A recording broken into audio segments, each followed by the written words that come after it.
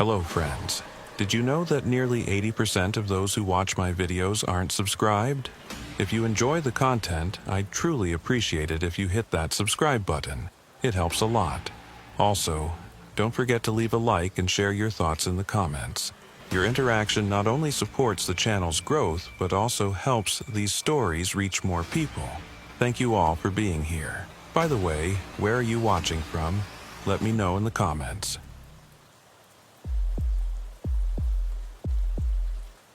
I've been wearing this badge for 17 years. 17 years of West Texas nights, empty highways, and a silence that makes you think too much about things you'd rather forget. My name is Cole Briggs, and I work the night shift at the Presidio County Sheriff's Department on the Texas-Mexico border. Most people don't understand the situation here. The border isn't just a line on a map, it's hundreds of miles of desert, mountains, and darkness so thick you could cut it with a knife. During the day, you can see the heat waves rising off the asphalt. At night, a completely different world emerges.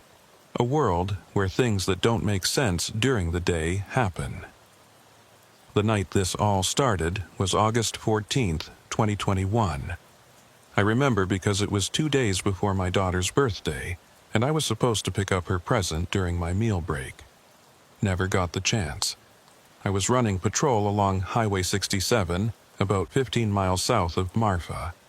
It's a lonely stretch of road that cuts through some of the most desolate country you'll ever see. Jagged mountains in the distance, scrub brush, and the occasional abandoned building that used to be something before the desert reclaimed it. The radio had been quiet for most of the shift. Unusual for a Saturday night, but I wasn't complaining. Then, at 11:47 p.m., dispatch broke the silence. Unit 23, we have a reported disturbance at mile marker 83. Caller states they can hear someone calling for help. I grabbed the mic. Copy that, dispatch. What's the location of the caller? There was a pause. I could hear Sarah, our dispatcher, typing on her keyboard. Caller disconnected before providing details. Number came back to a burner phone, no Jeep's data. That was the first thing that felt wrong. People don't usually call 911 from burner phones unless they've got something to hide. And mile marker 83 was in the middle of nowhere. No houses, no businesses, nothing but desert for miles in every direction. 10-4, dispatch. I'm about 8 minutes out. Any description of the disturbance? Negative. Caller just said they could hear someone screaming for help, then the line went dead. I flipped on my light bar and accelerated. 8 minutes on these roads feels like forever when someone might be in trouble. The highway stretched out ahead of me, my headlights cutting through the darkness like a knife. On either side, the desert was alive with shadows that moved in ways that made you wonder if your eyes were playing tricks on you. As I approached mile marker 83, I slowed down and scanned both sides of the highway. Nothing. No vehicles, no people, no signs of any disturbance. Just the empty road and the vast darkness beyond. I pulled onto the shoulder and killed the engine. The silence that followed was absolute. Out here, you don't hear traffic or distant sirens or any of the sounds that remind you civilization exists.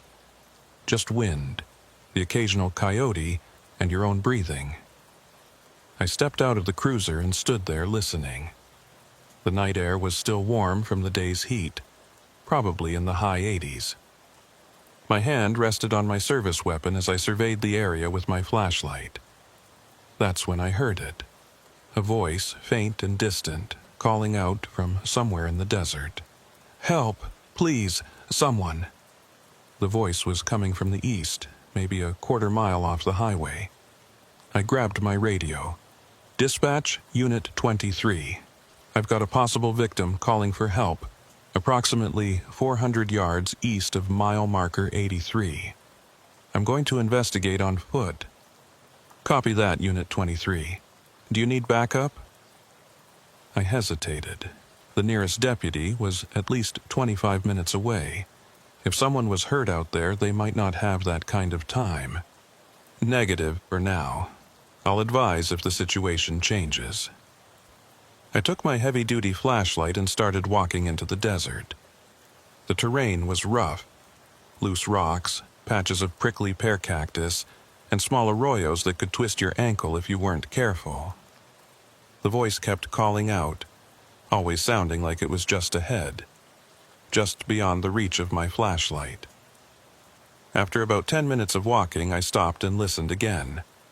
The voice had stopped. I called out, "Sheriff's Department, where are you?" Nothing. I swept my flashlight across the landscape. In the beam, I could see the outline of an old dirt road, barely visible beneath years of desert growth. It wasn't on any map I'd ever seen, and I'd patrolled this area for years. The road looked like it hadn't been used in decades, but as I walked closer, I noticed something that made my skin crawl. Fresh tire tracks. 2 sets, running parallel, heading deeper into the desert. I followed the tracks for another few minutes until I came to a clearing. In the center of the clearing was a vehicle, a white pickup truck with its doors standing open and the engine still running. The headlights were on, illuminating a scene that didn't make any sense. There was a campsite set up. A tent, a small fire pit with warm ashes, camping chairs arranged in a circle. But no people. And the thing that really got to me, there were 5 phones lying on the ground, all of them turned on, all of them showing the same thing, a call to 911, active and ongoing. I picked up one of the phones. I could hear dispatch on the other end asking if anyone was there. "Dispatch, this is Unit 23. I've located 5 cell phones at the scene, all with active 911 calls, but there's no one here." "Say again, Unit 23? "The phones are here, but the people aren't. It looks like a campsite, but it's been abandoned. Vehicle is still running, warm ashes in the fire pit. Something's wrong here." I heard the concern in Sarah's voice. "Unit 23, I'm sending backup to your location. Do not proceed further without..." The radio cut out. Not just static, but complete silence. I looked at the display. No signal. That shouldn't have been possible. I was on a county frequency that had coverage across the entire region. I tried my cell phone. No signal there either. That's when I noticed something else. My watch had stopped. The second hand was frozen at 11:58 p.m. I tapped it, thinking the battery had died, but when I held it to my ear, I could hear it ticking. The mechanism was working, but the hands weren't moving. A sound behind me made me spin around, my hand going to my weapon. In the darkness beyond my flashlight's beam, I could see shapes moving. Human shapes, but something about the way they moved wasn't right. Too fluid, too synchronized, like they were all connected by invisible strings. "Sheriff's Department," I called out. "Show yourselves. Keep your hands where I can see them." The shapes stopped moving. For a moment, everything was perfectly still. Then, from the darkness came a voice. My voice. "Dispatch, this is Unit 23. I've located 5 cell phones at the scene, all with active 911 calls, but there's no one here." It was my exact words, my exact tone, played back to me from somewhere in the dark. I felt ice in my veins. "Who's out there?" I shouted. "This is your last warning." The shapes started moving again, circling around me, staying just beyond the reach of my flashlight.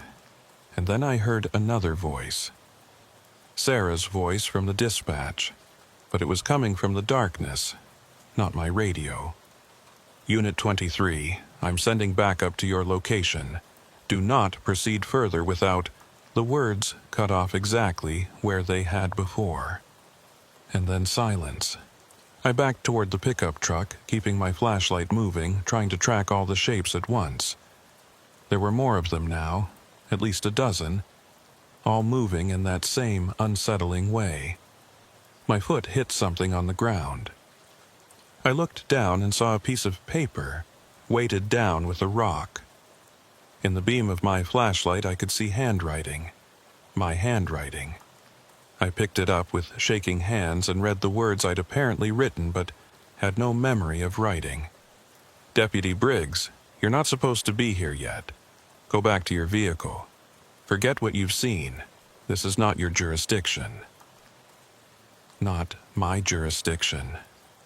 I was a county sheriff's deputy. Everything in Presidio County was my jurisdiction. I looked up from the note. The shapes had stopped moving. They were all standing, perfectly still now, arranged in a circle around me. And I realized with growing horror that they weren't casting shadows. The beam of my flashlight was passing right through them, illuminating the ground beyond. I started backing away, faster now, my heart pounding so hard I could feel it in my throat. The shapes didn't follow, but I could feel their attention on me, could feel them watching as I retreated. When I finally made it back to the highway, my patrol car was where I'd left it. I got inside, locked the doors, and tried the radio again. This time, it worked. Dispatch, Unit 23. Unit 23, what's your status? We lost contact with you for approximately 3 minutes. 3 minutes? I'd been out in that desert for at least half an hour. I looked at my watch, 11:58 p.m. The same time it had stopped. But according to dispatch, I'd only been gone 3 minutes. I'm back at my vehicle. The scene is... There's no one here, dispatch. False alarm. Copy that, Unit 23. Do you need that backup? Every instinct I had was screaming at me to say yes, to get someone else out here to confirm I wasn't losing my mind. But something stopped me. The memory of that note in my own handwriting. The shapes that didn't cast shadows. Negative, dispatch, I'm 10 to 8. I sat there for a long time after that, engine running, watching the darkness where I'd walked into the desert. Nothing moved, nothing made a sound, but I couldn't shake the feeling that I was being watched, that something out there was waiting to see what I would do next. Finally, I put the car in drive and pulled back onto the highway. In my rearview mirror, I could see lights in the distance, right where that clearing had been. Not flashlights or vehicle headlights, but something else. Something that pulsed and flickered like it was alive. I drove away and didn't look back. I didn't write up a report about what happened at mile marker 83. How could I? What would I say? That I'd found a campsite with no campers, heard my own voice played back to me from the darkness, and received a note in my own handwriting that I didn't remember writing? They'd have me in a psych eval before lunch. Instead, I went home, poured myself 3 fingers of bourbon, and sat in my living room until the sun came up.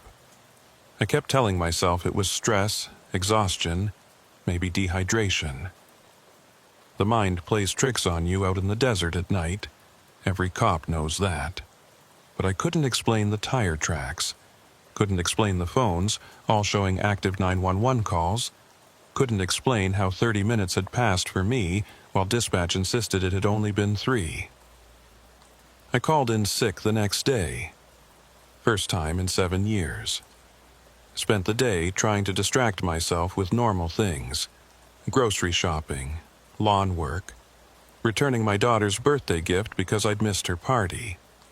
But my mind kept going back to that clearing, those shapes that didn't cast shadows, my own voice echoing back to me from the darkness. That night, I couldn't sleep. Around 2 a.m., I gave up trying and went to my home office. I logged into the department's case management system and started searching. I didn't know exactly what I was looking for, but I figured there had to be other reports of strange calls around mile marker 83. What I found made my blood run cold. Over the past 18 months, there had been 17 calls to 911 from that same area. 17 reports of people hearing cries for help, seeing mysterious lights, or finding abandoned vehicles. Each time, a deputy had responded. Each time, they'd found nothing. But here's what made it worse. The responding deputy was always the same one. Me. I stared at the screen, reading through reports I had no memory of writing. According to the logs, I'd been to mile marker 83 17 times in the last year and a half. Each report was brief, almost identical. Responded to call of disturbance. No evidence of criminal activity. Area clear. But I only remembered one visit, the one from last night. I pulled up my duty logs for the past 18 months.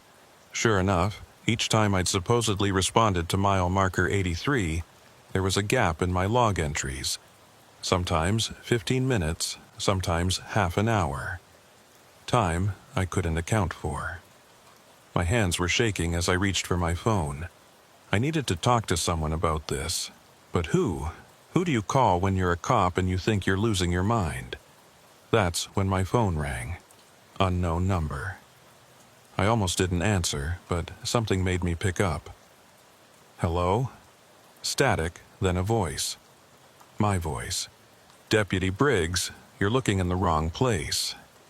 I dropped the phone. It clattered onto my desk, still connected.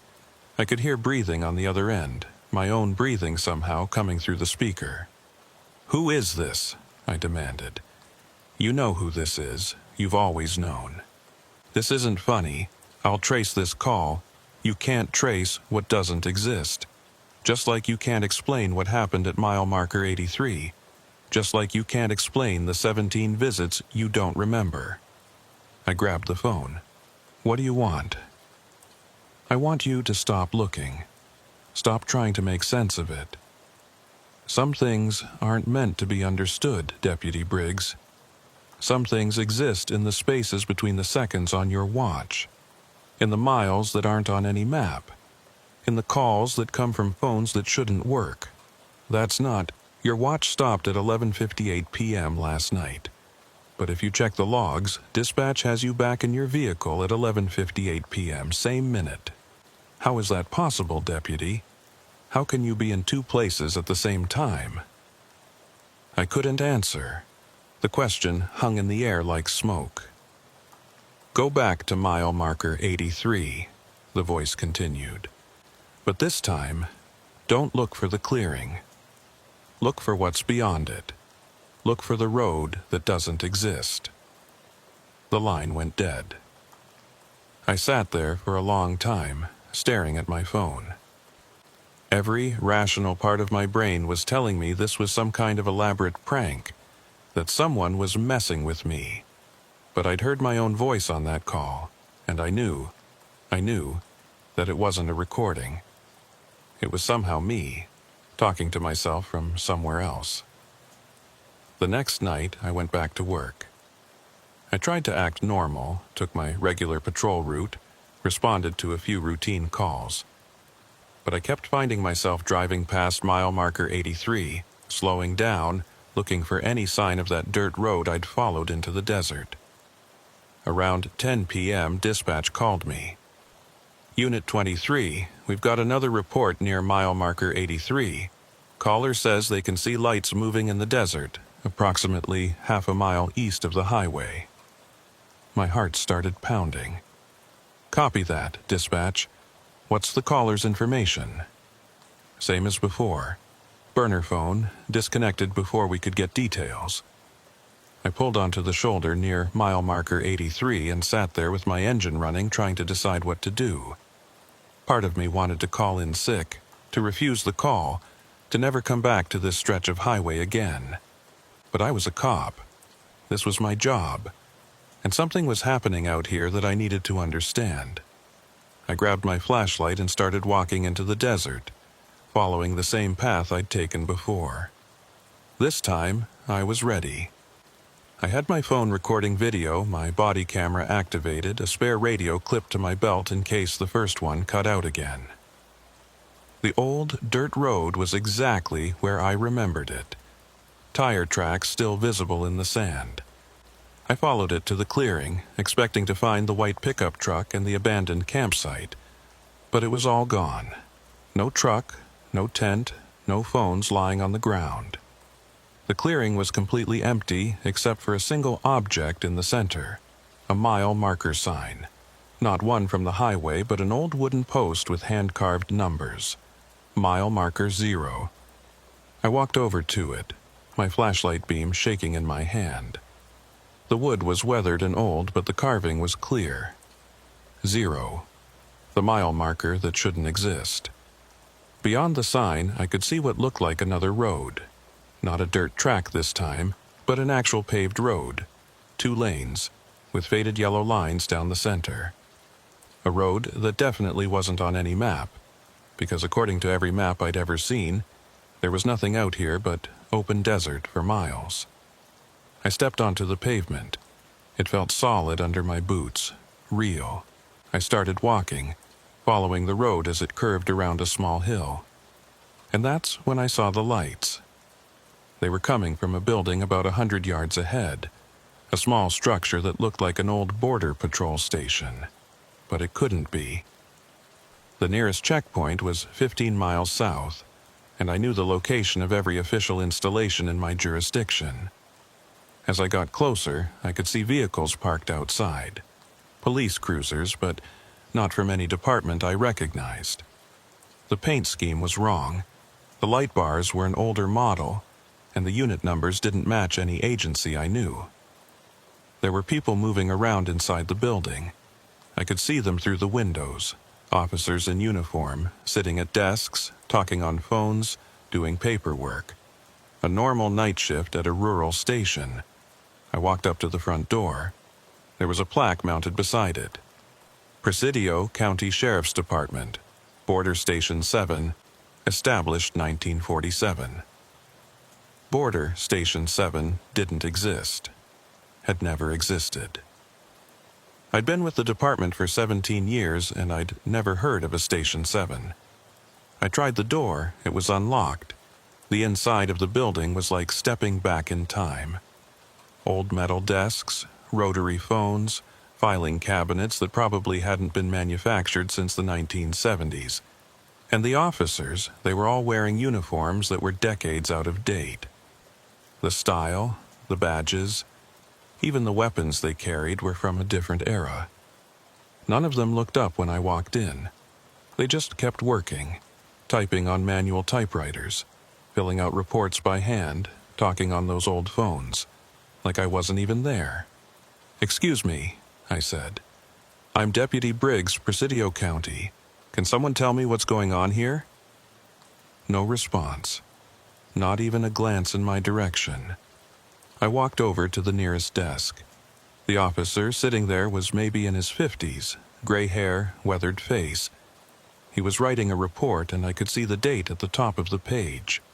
August 14th, 1987. 34 years ago. Exactly 34 years before the night I first responded to mile marker 83. I reached out to touch the officer's shoulder, and my hand passed right through him. Through him, through the desk, through everything. I pulled my hand back, staring at it in horror. That's when one of the officers finally looked up. A younger man, maybe in his 30s, sitting at a desk by the window. He was looking right at me, and there was recognition in his eyes. He stood up and walked over. As he got closer, I could see his nameplate. Deputy C. Briggs. My nameplate. My name. But this man wasn't me. He was older, more worn down, with scars I didn't have and eyes that had seen things I couldn't imagine. "You came back," he said. His voice was rough, tired. "I knew you would. They always do." "Who are you?" I managed to ask. "I'm you, Deputy Briggs, 34 years from now. Or 34 years ago, depending on how you look at it. Time doesn't work right here. Nothing works right here. This isn't possible. Neither is hearing your own voice in the darkness. Neither is losing 30 minutes that dispatch insists was only 3. Neither is any of this. But here we are." I looked around the station. The other officers were still working, still ignoring us. What is this place? This is where we end up. All of us who got too close to mile marker 83. All of us who followed the voices into the desert and found the road that doesn't exist.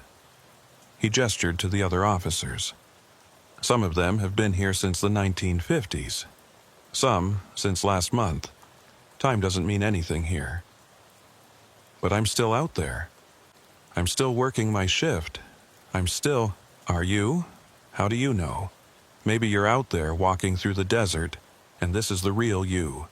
Or maybe you're in both places at once. Maybe that's what mile marker 83 does. It splits you, puts one version of you on patrol and traps another version here. I thought about the reports I'd written. The ones I didn't remember. The 17 visits to this area, all documented, but all blank in my memory. Had I been here all those times? Had some version of me been trapped in this station while another version kept working, kept living, completely unaware? How do I get out? I asked. The other me smiled, but there was no humor in it. You don't. None of us do. We're all stuck here working a shift that never ends, in a station that shouldn't exist, on a road that's not on any map. We're the ones who got too close to the edge of something we weren't supposed to see. No, I shook my head. There has to be a way. There's always a way. Then you're smarter than the rest of us. We've been trying to find the exit for decades. Some of us longer. But every time we think we've figured it out, we end up right back here. Writing reports that no one will read. Taking calls that never really happened. Patrolling a border that doesn't exist. I looked at the windows. Outside, I could see the desert, lit by lights from the station. But it wasn't the same desert I'd walked through. The landscape was different. Wrong, somehow. Mountains that shouldn't be there. Roads that curved in impossible directions. A sky that was too dark and full of stars that didn't match any constellation I knew. You need to leave, the other me said suddenly. You're not fully here yet. Not like we are. You still have a chance to go back, to forget, to stay on the other side of mile marker 0. What if I don't want to forget? Then you'll end up like us, trapped between the seconds on your watch, caught in the spaces between the miles on your map. Is that what you want? To spend eternity answering calls that never end, chasing voices in the darkness that you'll never catch? I looked around the station one more time. All these officers, all these versions of lawmen who'd gotten too close to something they couldn't understand. Some of them had probably been good cops, dedicated, doing their jobs. And this was where they'd ended up. How do I make sure I don't come back? I asked. You stop looking, stop asking questions. The next time you drive past mile marker 83 and you hear voices, or see lights, or get a call about a disturbance, you keep driving. You tell dispatch it was a false alarm. You forget you ever found this road. That's not who I am. I don't ignore calls. Then you're one of us now. Just a matter of time before you can't leave anymore. Behind me, I heard a sound. I turned and saw the door to the station slowly closing, even though no one was touching it. Outside, the desert was getting darker, the stars multiplying until the sky was completely white with them. You need to go, the other me said urgently. Now, before the door closes completely, before you become permanent. I ran for the door. It was almost shut, just a few inches of gap remaining. I threw myself through it, hitting the ground outside and rolling across the pavement. When I looked back, the building was gone. The road was gone. I was lying in the empty desert, surrounded by nothing but sand and scrub brush, with my flashlight lying a few feet away, still turned on. I grabbed the light and stood up, looking around frantically. No station, no road, no mile marker 0. Just the desert, exactly as it should be. I checked my watch, 11:58 p.m. Still. And in the distance I could hear my radio crackling. Unit 23, what's your status? We've lost contact. I didn't respond to dispatch right away. I stood there in the desert, trying to process what I'd just experienced. The station that shouldn't exist. The road that wasn't on any map. The other me, trapped there for what he claimed was decades, working a shift that never ended. Every instinct I had as a cop told me to report this, to get someone else out here to verify what I'd found. But I also knew how that conversation would go. I'd sound insane. They'd put me on administrative leave, order a psych eval, maybe force me into early retirement. And then what? The voices would still be calling from mile marker 83. The road would still be there, and maybe, eventually, I'd find myself permanently trapped in that station with all the others. My radio crackled again. Unit 23, please respond. I keyed the mic. Unit 23, I'm 10-8. False alarm at mile marker 83. No evidence of disturbance. Copy that, Unit 23. Everything okay? Yeah, I lied. Everything's fine. I walked back to my patrol car and sat inside with the doors locked, engine running. My hands were shaking. I looked at my watch. It was working again, showing 12:14 a.m. Somehow, 16 minutes had passed since I'd stepped through that door and landed back in the real desert. 16 minutes, not 3, not 30. 16. Time was inconsistent around mile marker 83, flowing at different speeds depending on where you were. In the station, it didn't flow at all. On the highway, it moved normally. But somewhere in between, in that space where the road appeared and disappeared, time did whatever it wanted. I drove back to town and finished my shift, going through the motions of patrol without really thinking about what I was doing. Every time I passed mile marker 83 for the rest of the night, I kept my eyes straight ahead, didn't slow down, didn't look for lights in the desert. But I could feel it there. That pull. That sense that something was calling to me from beyond the mile markers we used to measure distance and time. It was like a whisper at the edge of hearing, a presence just outside my peripheral vision. Over the next week, I tried to go back to normal. Showed up for my shifts, ran my patrol routes, responded to calls. But I couldn't stop thinking about that station, about the other me trapped there, about all those officers who'd made the same mistake I almost made. I started researching. Late at night, after my shifts ended, I'd sit in my home office and dig through old department records, newspaper archives, anything I could find about strange occurrences around mile marker 83. What I found disturbed me more than anything I'd experienced in that desert. Going back to the 1940s, there were reports. Lots of them. Motorists who'd broken down near mile marker 83 and were never seen again. Police officers who'd responded to calls in that area and either disappeared or came back different. Changed somehow.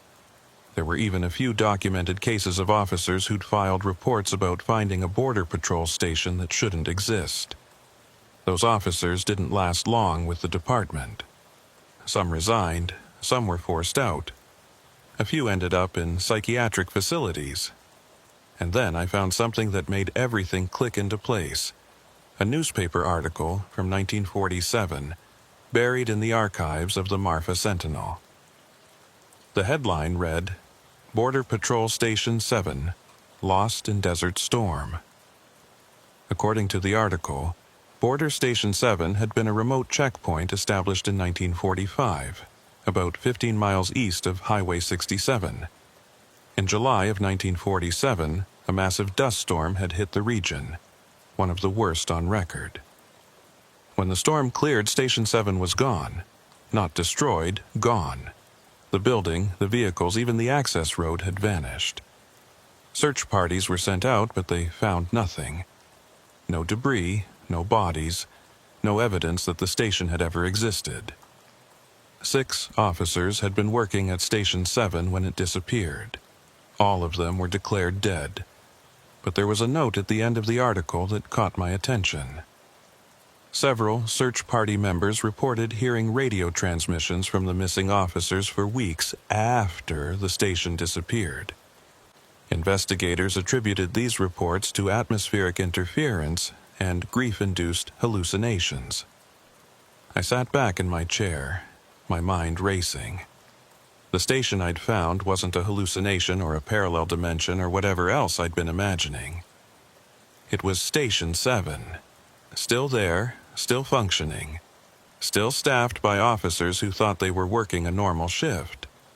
But they weren't in our world anymore. They were somewhere else. Somewhere that time didn't work right. Somewhere that only appeared when conditions were just perfect. And for some reason, that somewhere had a connection to mile marker 83. The next night I went back. I know I shouldn't have.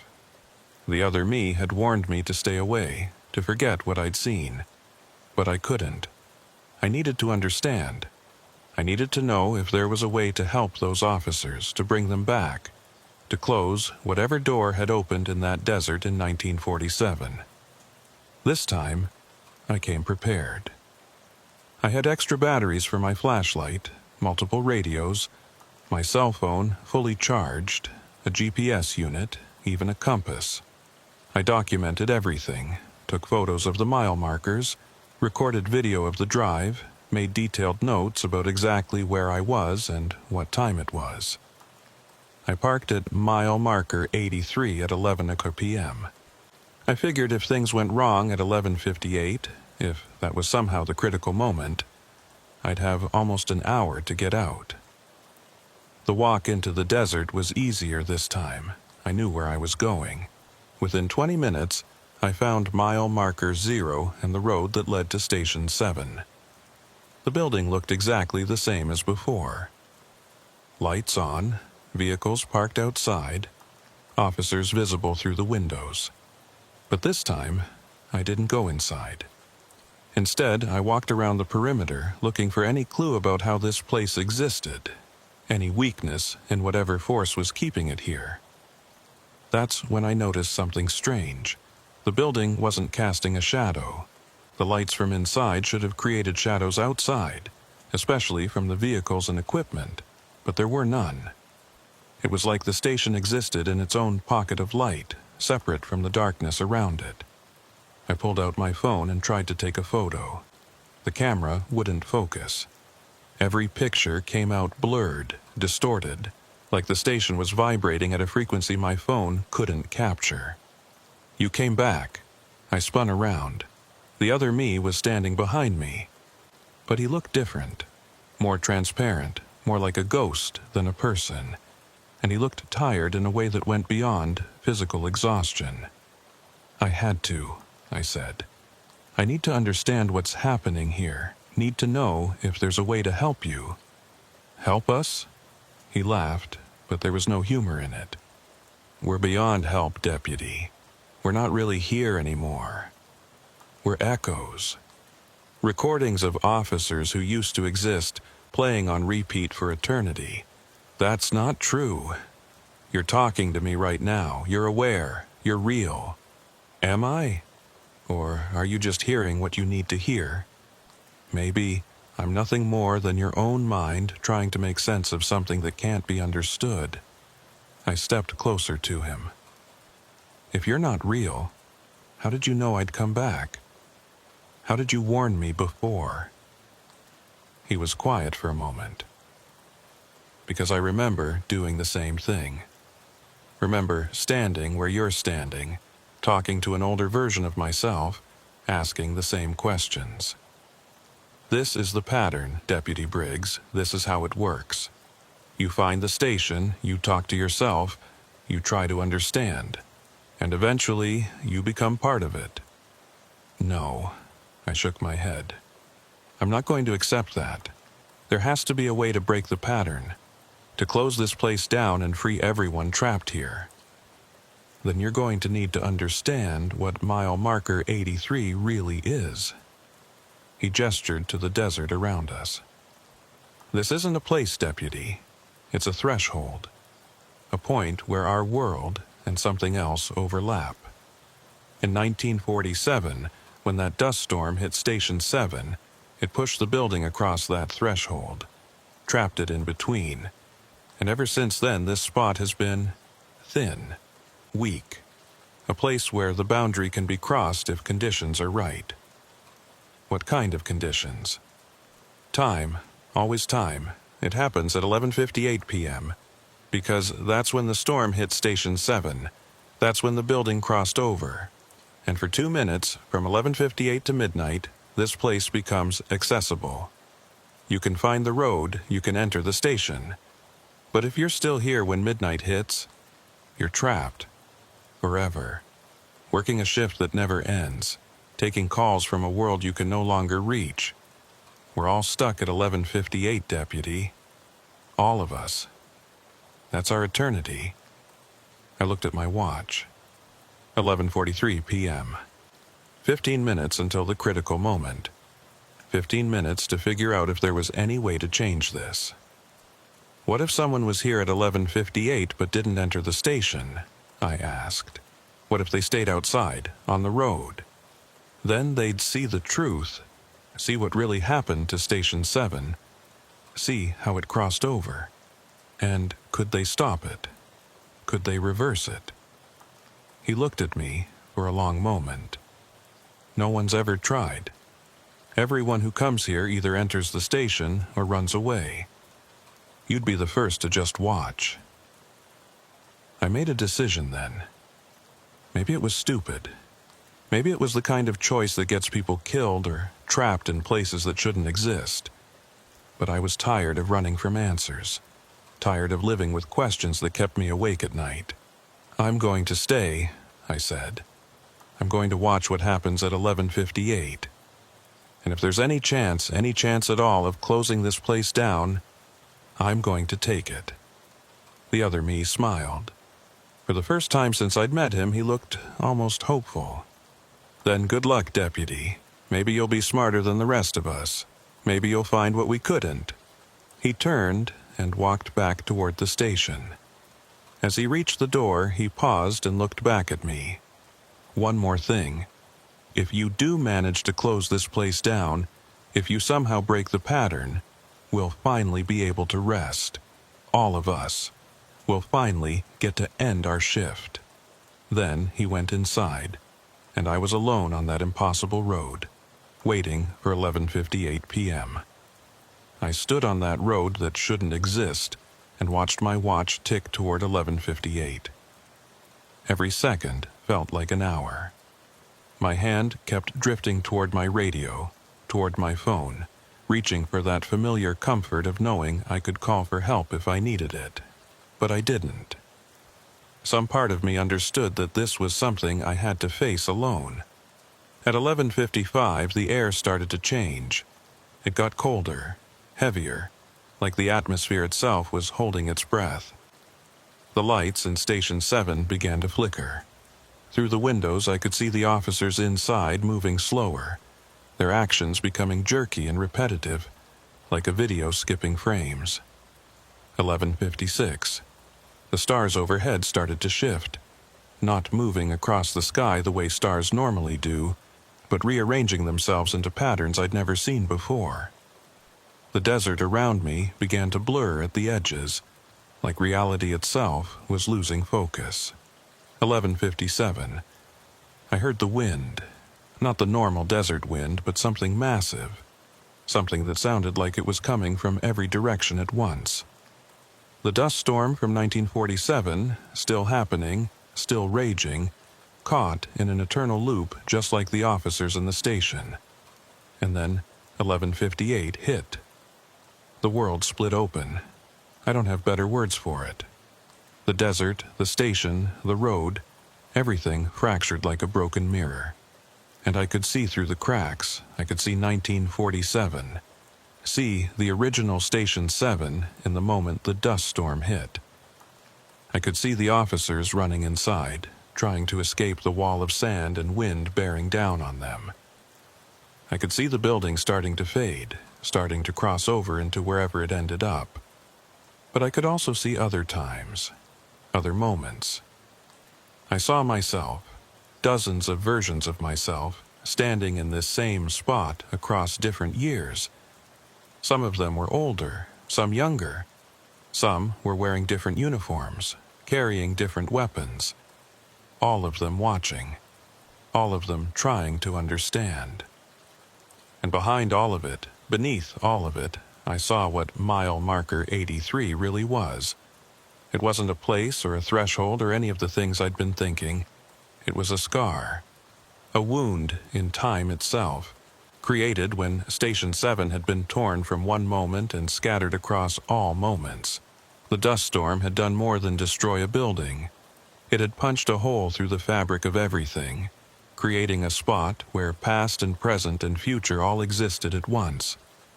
Station 7 wasn't trapped in 1947. It was trapped in every year simultaneously, and everyone who'd ever gotten close enough to see it, everyone who'd ever responded to a call at mile marker 83, had become part of that same eternal moment, including me. I looked down at my hands. They were starting to fade, starting to become transparent like the other me had been. I could see through my fingers to the road beneath them. The process was beginning. I was crossing over. But I'd seen something else in those fractured moments. I'd seen that the scar wasn't permanent. It was held together by repetition, by the pattern of officers responding to calls, finding the station, becoming trapped. Every time someone new fell into the pattern, the scar got stronger, more stable, harder to heal. Which meant that if someone could break the pattern, I pulled out my radio. My hands were almost completely transparent now. I could barely feel the plastic casing under my fingers, but I managed to key the mic. "Dispatch," I said, my voice sounding distant even to my own ears. "This is Unit 23. I need you to listen carefully. I'm at mile marker 83, and I need you to update the patrol protocols for this sector." Static, then Sarah's voice, concerned. "Unit 23, you're coming in broken. What's your status?" "Dispatch, I need you to mark mile marker 83 as a no-response zone. Any calls coming from this area should be logged but not answered. Any reports of disturbances should be noted but not investigated. Do you copy?" "Unit 23, I can't authorize that without a supervisor." "Then get a supervisor, get the sheriff, get whoever you need. But this is critical dispatch. No one responds to mile marker 83. No one investigates. No one comes out here. Mark it as a dead zone." There was a long pause. When Sarah spoke again, her voice was different, urgent. "Cole, what's happening? Are you okay?"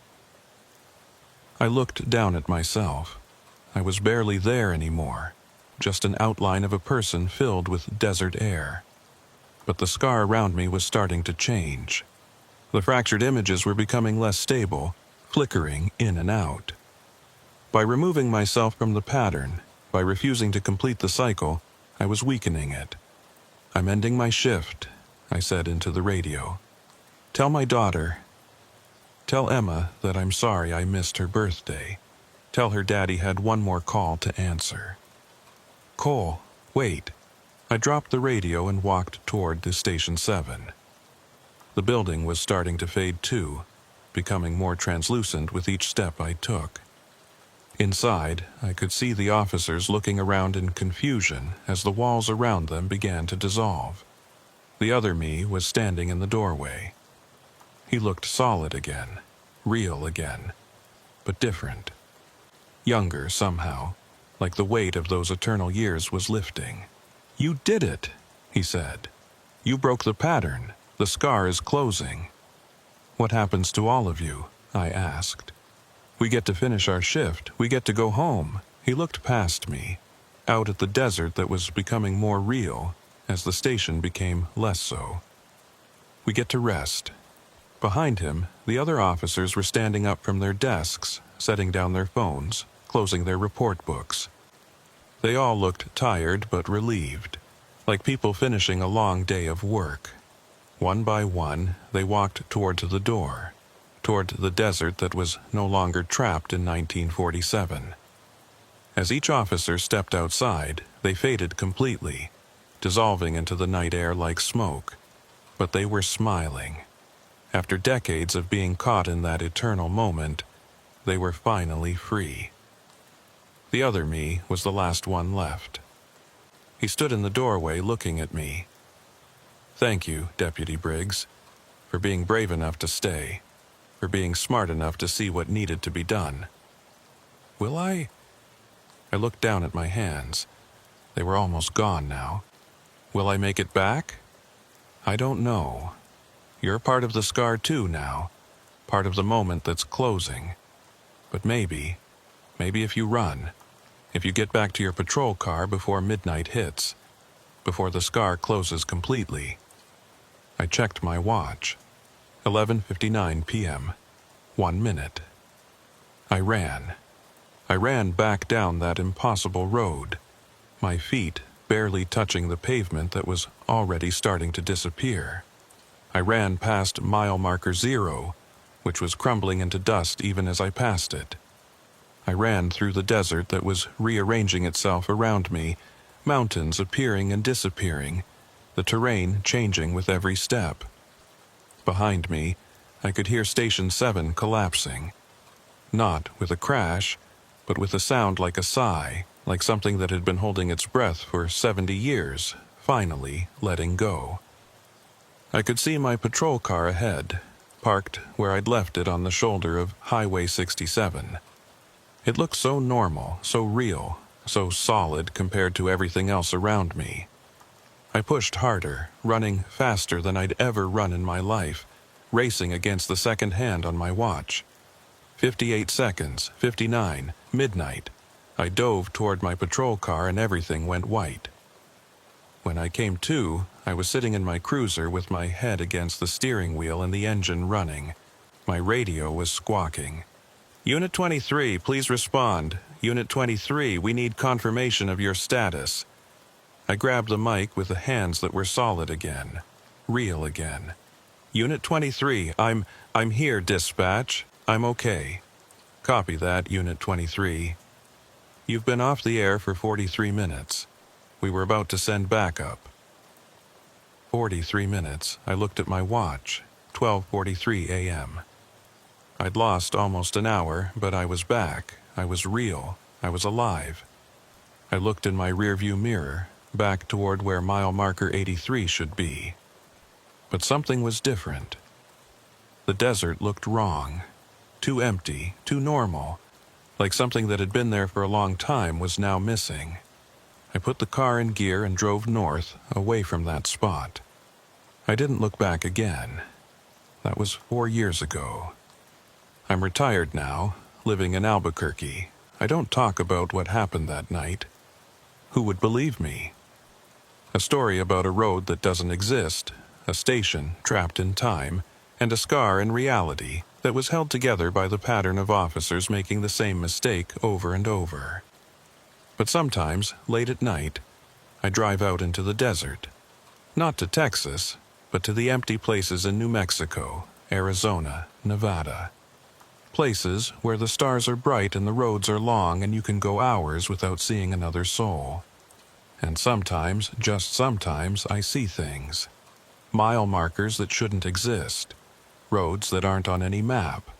Buildings that appear for a moment and then fade away like mirages. I never investigate. I never stop. I learned my lesson at mile marker 83, but I always wonder how many other scars there are out there. How many other places where reality broke and never quite healed right. How many other officers are trapped in their own eternal moments, working shifts that never end, taking calls that will never be resolved. The border between Texas and Mexico is almost 300 miles long. That's a lot of empty space, a lot of places where things can go wrong. A lot of spots where the boundary between what is and what shouldn't be might be thin enough to cross. I got lucky. I found a way to break the pattern, to close the scar, to free the officers trapped in Station 7. But there are other patterns out there, other scars, other places where the rules don't quite work the way they should. And sometimes, late at night when I can't sleep, I think about all the deputies and Border Patrol agents and state troopers working those lonely stretches of highway. I think about the calls they answer, the things they see, the moments when reality doesn't quite make sense. I hope they're smarter than I was. I hope they know when to turn around, when to mark something as a no-response zone, when to break the pattern before it breaks them. Because out there in the darkness, in the spaces between the mile markers, there are doors that shouldn't be opened, roads that shouldn't be followed, calls that shouldn't be answered. And once you answer them, once you step through those doors and follow those roads, you might never find your way back to the world you knew. I keep the radio from that night. The one I dropped in the desert before I ran back to my patrol car. I found it on my kitchen table 3 days after everything happened, sitting there like someone had delivered it.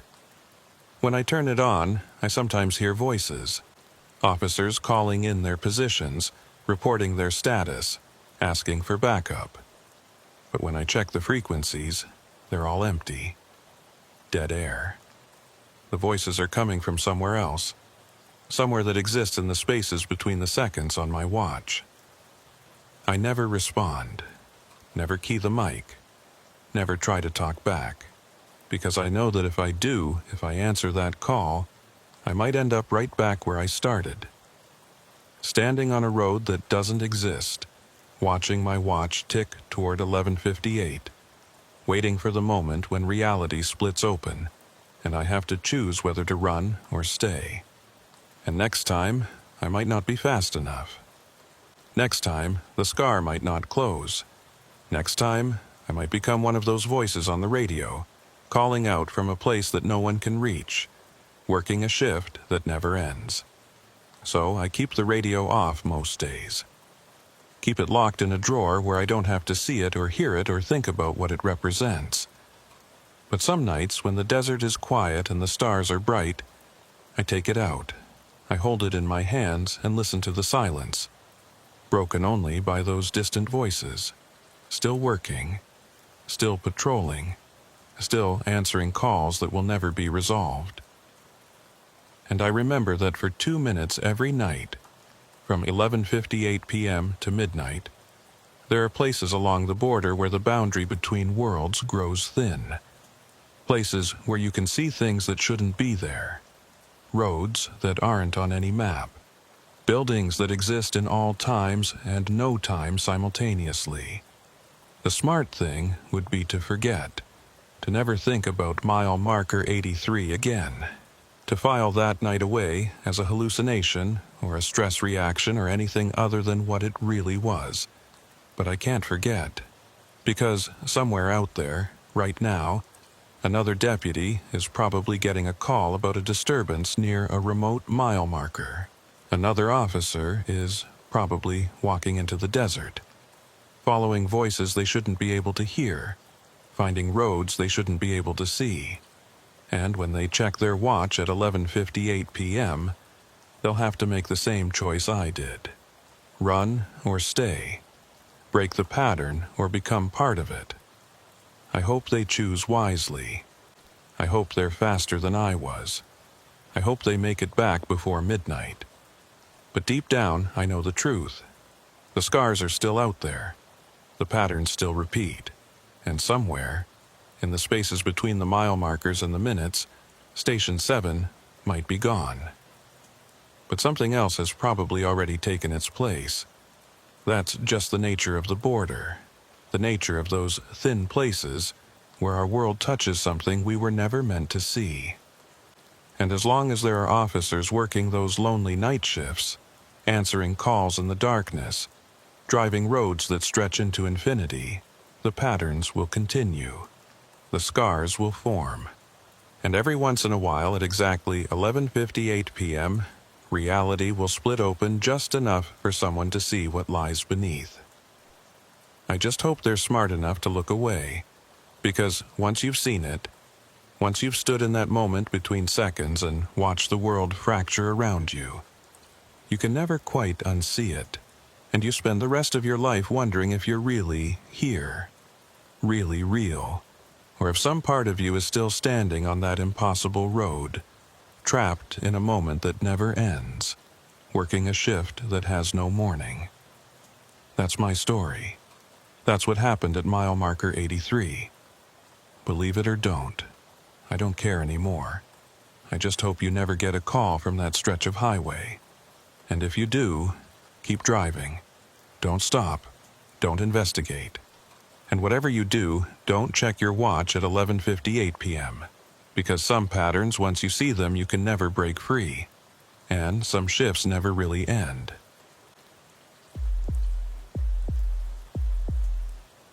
My name is Mason Harper, and I've been a deputy with the Brewster County Sheriff's Department for 12 years. 12 years of patrolling the emptiest, most unforgiving stretch of the Texas-Mexico border you can imagine. Out here, the desert doesn't care who you are or what badge you wear. It just waits, patient and indifferent, for you to make a mistake. I'm telling you this because what happened to me last October changed everything I thought I knew about these roads, about time, about the nature of reality itself. And because if I don't tell someone, if I don't get this out, I think it might drive me completely insane.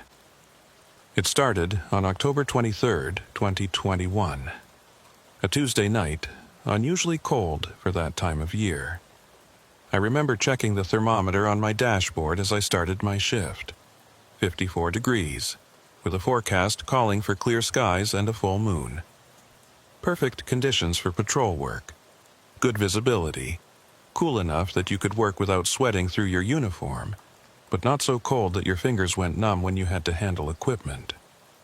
I was assigned to the northern sector that night, which meant I'd be covering about 200 square miles of mostly empty desert between Alpine and the border. It's the kind of territory where you might go your entire shift without seeing another living soul. Just you, your thoughts, and the endless ribbon of asphalt stretching into the darkness. The shift started normal enough.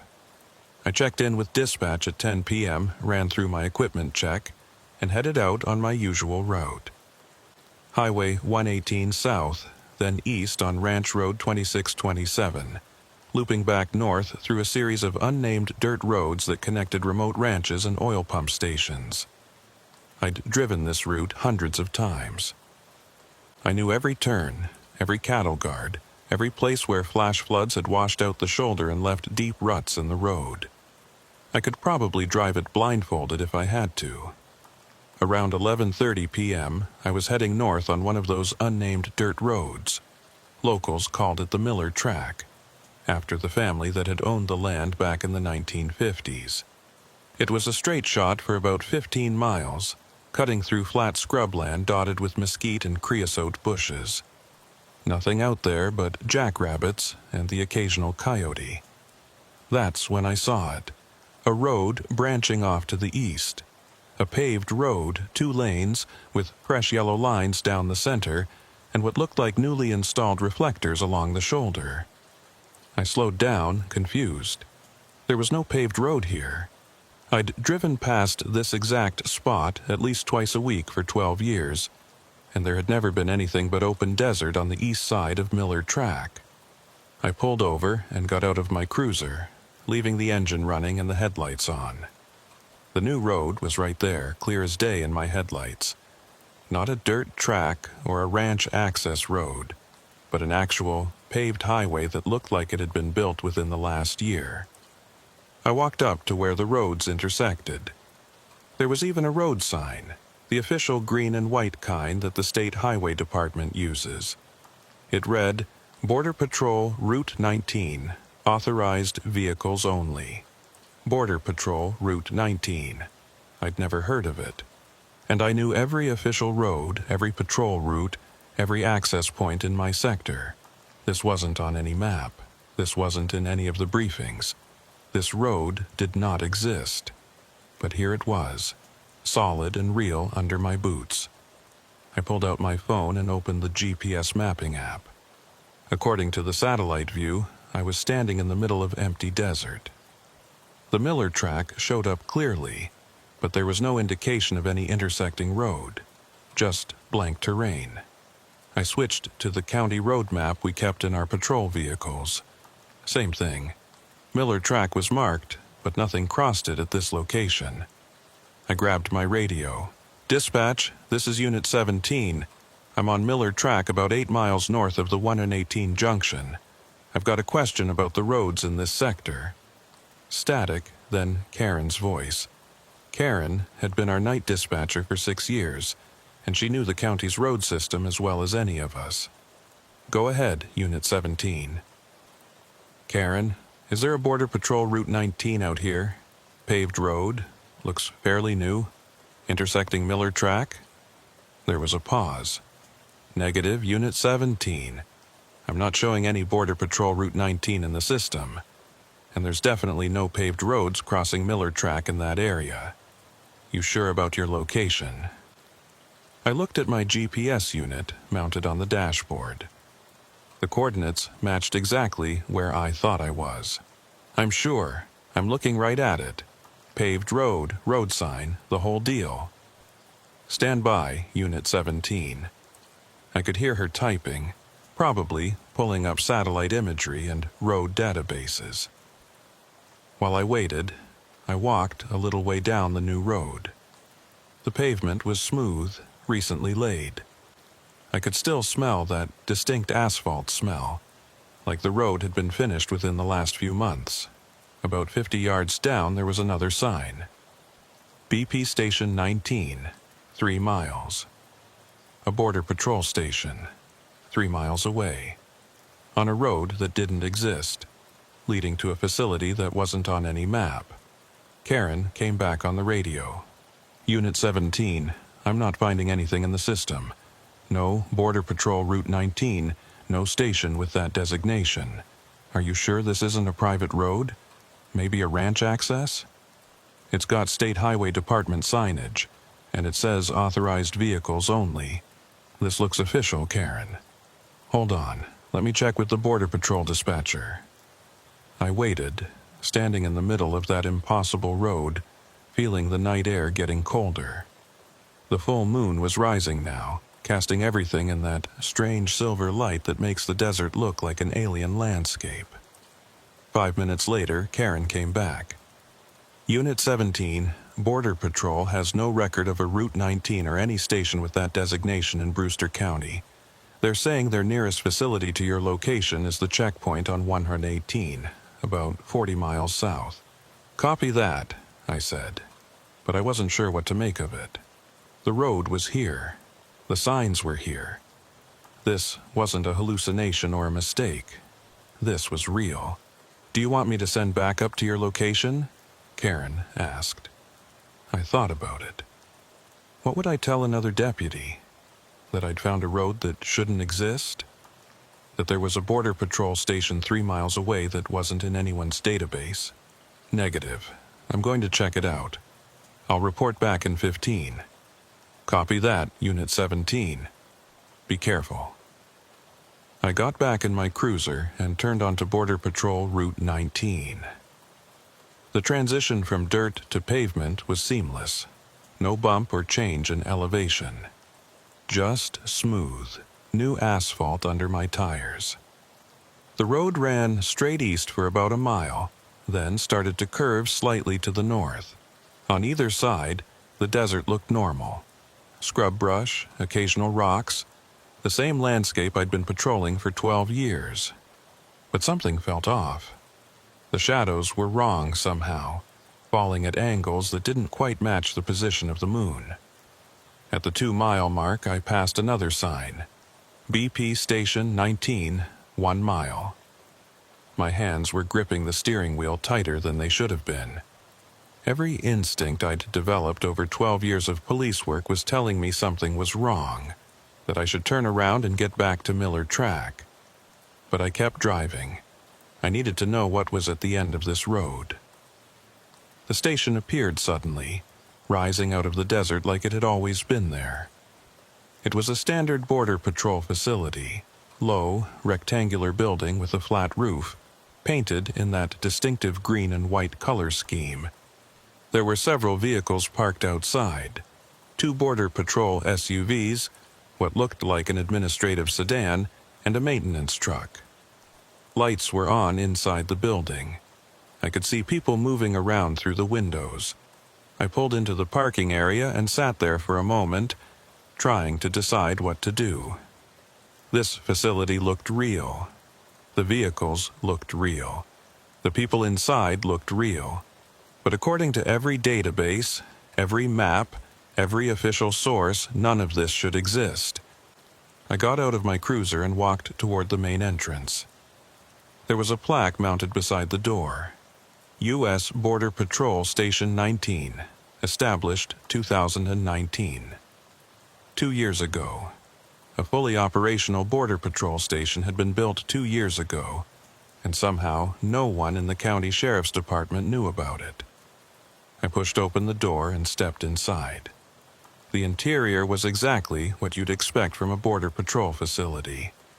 A reception area with a desk, a waiting area with plastic chairs, hallways leading to offices and holding cells. Everything looked clean, new, official. But the thing that made my skin crawl was the silence. The lights were on. I could see coffee cups on desks, papers spread out like someone had just been working on them. Computer monitors were active, showing security camera feeds and what looked like patrol routes. But there were no people. "Hello?" I called out. "Border Patrol? This is Brewster County Sheriff's Department." No response. I walked deeper into the facility, my hand resting on my service weapon. The halls were empty. The offices were empty. Even the holding cells were empty, though one of them had a blanket spread out on the bench like someone had been sleeping there recently. I found the operations center, a large room with multiple computer workstations and a wall of monitors showing various camera feeds. All the equipment was running, but there was no one there to operate it. On one of the monitors, I could see my patrol car in the parking lot, the image crystal clear from the security camera outside. I could see myself standing in the operations center, looking at the monitors. The image on the screen and my actual position matched perfectly, except the timestamp on the security footage was wrong. According to the timestamp, it was 11:47 p.m., but when I checked my watch, it showed 12:03 a.m. I'd lost 16 minutes somewhere. I pulled out my phone. It showed 12:03 a.m., same as my watch. But all the clocks in the station, all the computer timestamps, they all showed 11:47 p.m. I grabbed my radio. "Dispatch, Unit 17. What time do you have?" 12:03 a.m., Unit 17. "Everything okay?" "Yeah, just checking. Can you confirm my location?" There was a pause while Karen checked her system. "You're showing on Miller Track, about 8 miles north of 118. Haven't moved in the last half hour." "Copy that." But I wasn't on Miller Track. I was 3 miles east, in a Border Patrol station that shouldn't exist. Yet according to dispatch, my GPS tracker still showed me on that dirt road. I went back outside. My cruiser was where I'd left it, but now there were other vehicles in the parking lot that hadn't been there before. 5 additional Border Patrol SUVs, all parked in perfect formation, all empty. The moon had moved. Not the way it normally moves across the sky, but jumped, like someone had cut out 15 minutes of time and spliced the remaining parts together. The shadows had shifted dramatically, and the air temperature had dropped at least 10 degrees. I got in my cruiser and started the engine. Every fiber of my being was screaming at me to get out of there, to drive back down Border Patrol Route 19 and get back to Miller Track, back to roads that existed on maps, back to a world that made sense. I put the car in reverse and turned around. The road stretched out behind me. illuminated by my headlights. Same smooth pavement, same yellow lines, same reflectors along the shoulder. I started driving back the way I'd come, but something was wrong. The distance markers were counting up instead of down. BP Station 19, 2 miles, became BP Station 19, 3 miles, even though I was driving away from the facility. I drove faster. The mile markers kept increasing. 4 miles, 5 miles, 6 miles. I should have reached Miller Track by now. I should have been back on familiar ground. But the road just kept going, straight and endless, stretching into darkness that my headlights couldn't quite penetrate. I checked my odometer. I'd driven 11 miles from the station, but the distance markers now showed BP Station 19, 11 miles, and were still counting up. I was moving away from Miller Track, even though I was heading back the way I'd come. That's when I saw the lights in my rearview mirror. A vehicle was behind me, closing fast. As it got closer, I could see it was a Border Patrol SUV, light bar flashing. It pulled up behind me and hit the siren, the universal signal for a traffic stop. Out here, on a road that didn't exist, with time running backwards and distances that didn't make sense. I pulled over. The Border Patrol vehicle stopped behind me, but no one got out. I could see someone in the driver's seat, but the glare from my brake lights made it impossible to see details. I waited. Protocol dictated that I should identify myself as a law enforcement, but something told me to be careful. Something about this whole situation was fundamentally wrong. After what felt like several minutes, but might have been seconds, I couldn't trust my perception of time anymore. My radio crackled. But it wasn't Karen's voice, it was my voice. Unit 17, this is Unit 17. You need to turn around. You need to go back to the station. I grabbed the mic, my hand shaking. Who is this? Identify yourself. This is Deputy Mason Harper, Unit 17, Brewster County Sheriff's Department. And you need to turn around. You're going the wrong way. I am Mason Harper, I said.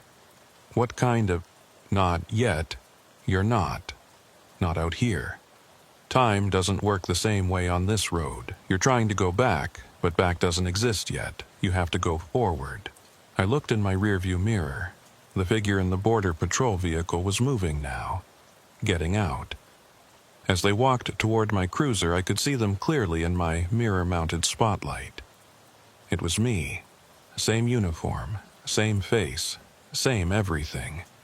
But older, maybe 10, 15 years older.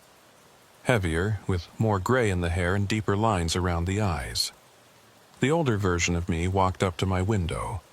I rolled it down, even though every instinct told me not to.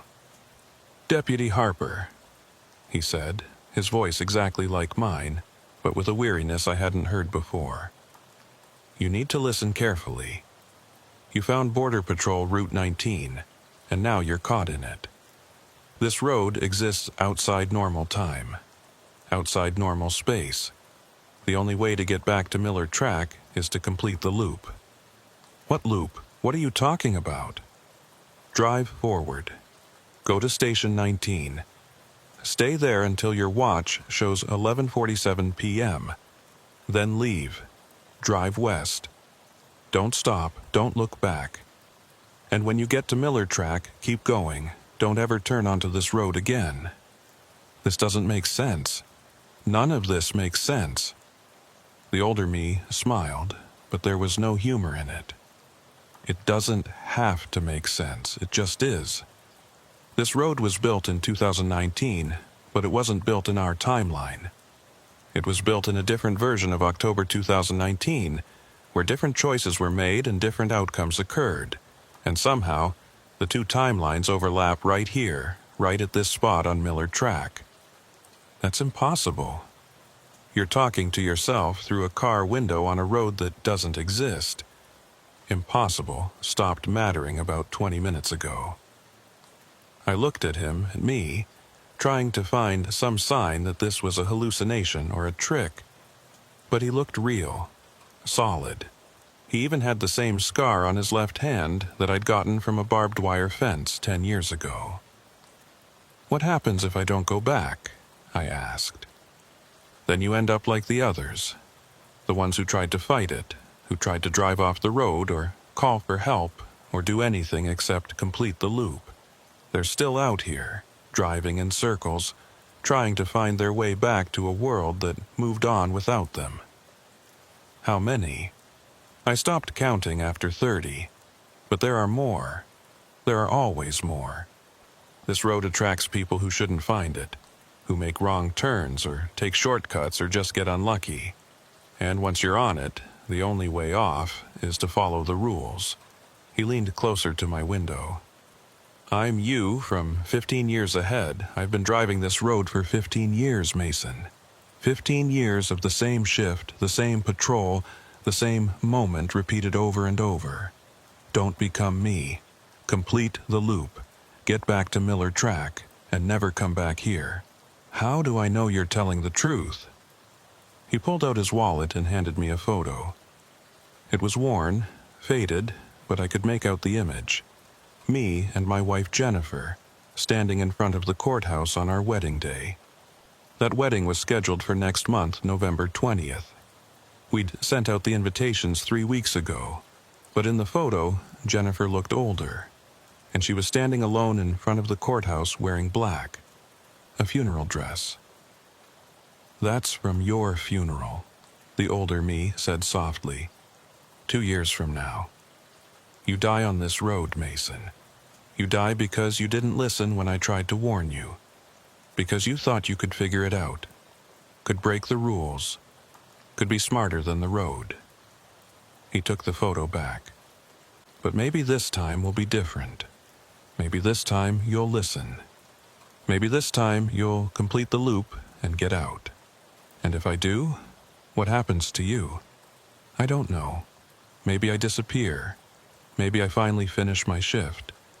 Or maybe I just keep driving, keep warning versions of myself who stumble onto this road, keep trying to save us from making the same mistakes over and over." He stepped back from my window. "Drive forward, Mason. Go back to Station 19. Wait for 11:47. Then leave, and don't look back. That's the only way." I wanted to argue, wanted to demand more answers, wanted to understand how any of this could be possible. But the older version of me was already walking back to his vehicle. "Wait," I called out. "What happened? What choices were different in that other 2019? He stopped and looked back at me. "The Border Patrol built Station 19 as a test facility. They were experimenting with surveillance technology, trying to monitor the desert in ways that hadn't been possible before. But something went wrong. The equipment they were using, it did something to time and space, created a bubble where normal rules didn't apply. And then they tried to cover it up, to erase Station 19 from all the records, to pretend it never existed. But the road is still here. The road is still here," he agreed. "And it will be here forever, waiting for people like us to find it, waiting to trap them in loops they can't escape." He got back in his vehicle and drove past me, heading in the direction I'd been going, which was somehow now the direction of Station 19. As he passed, he raised his hand in a wave that looked like goodbye. I sat there for a long time, trying to decide what to do. Part of me wanted to ignore his warning, to try driving off the road into the desert, to call for backup and demand that someone explain what was happening. But I'd seen the photo, seen Jennifer at my funeral, seen proof that if I didn't follow the rules, this road would kill me. I put my cruiser in drive and headed back towards Station 19. The mile markers counted down normally this time. 5 miles, 4 miles, 3 miles. And then I was pulling back into the parking lot, which was now full of vehicles. At least 20 Border Patrol SUVs, all parked in perfect rows, all empty. The station was still deserted, still silent, still frozen in that moment at 11:47 p.m. according to all the clocks inside. I checked my watch. 12:31 a.m. I had to wait until it was 11:47 again. But was that 11:47 p.m. tonight? Tomorrow night? How did time even work here? I decided to wait inside, in the operations center where I could watch the monitors. I made coffee from the pot that was still warm in the break room. I sat in one of the office chairs and watched the security feeds, looking for any sign of movement, any indication that I wasn't alone here. The cameras showed the empty parking lot, the empty halls, the empty holding cells. Nothing moved. Nothing changed. Except on one monitor, the one showing the view from a camera I hadn't noticed before. It was pointing east, toward the desert beyond the station, and in the distance I could see lights, dozens of them, vehicles moving in the darkness, following paths that made no sense, circling and weaving through the scrubland like they were looking for something, or running from something. I watched those lights for what felt like hours, though my watch insisted only 30 minutes had passed. I wondered which of those vehicles was the older version of me, still driving, still trapped in his own loop, still trying to warn others not to make the mistakes he'd made. I wondered how many of those vehicles had sheriffs or deputies or state troopers inside, all of them lost on roads that shouldn't exist, all of them looking for a way back to the world they knew. And I wondered if completing the loop would really set me free, or if I was just beginning a journey that would never end. At 11:47 p.m., according to my watch, though I'd long since stopped trusting time, I left the station and got back in my cruiser. The moon was in a different position now, impossible given the passage of time, but I'd stopped questioning the impossible. I drove west, away from Station 19, following the road that should lead back to Miller Track. The mile markers counted up the way they should. 1 mile, 2 miles, 3 miles. And then, suddenly, I was back on dirt road. The pavement ended abruptly, transitioning to the familiar ruts and gravel of Miller Track. I looked in my rearview mirror, expecting to see Border Patrol Route 19 stretching behind me. But there was nothing. Just empty desert. The road was gone. I grabbed at my radio. Dispatch, Unit 17. I'm back on Miller Track. Everything's fine. Copy that, Unit 17. Karen sounded relieved. You've been off the air for almost 2 hours. We were getting worried. 2 hours? I checked my watch. It showed 1:47 a.m., but I'd been gone since 11:30 p.m. That was 2 hours and 17 minutes. Sorry, dispatch, I was investigating something. Lost track of time. Do you need to file a report? I thought about it. What would I say? That I'd found a road that didn't exist? That I'd talked to a future version of myself? That I'd waited in an abandoned Border Patrol station while time ran in circles? Negative. False alarm. I'm 10-8. I drove the rest of my shift in a daze, following my normal route, trying to process what had happened. As the sun started to rise around 6 a.m., painting the desert in shades of orange and gold, I passed the spot where Border Patrol Route 19 house had been. There was no sign of it, no intersection, no road sign, just empty scrubland exactly the way it had always been. But I knew it was there, waiting, existing in some space between one moment and the next, between one timeline and another, waiting for the next person to find it, to drive down its impossible length, to get caught in a loop they might never escape.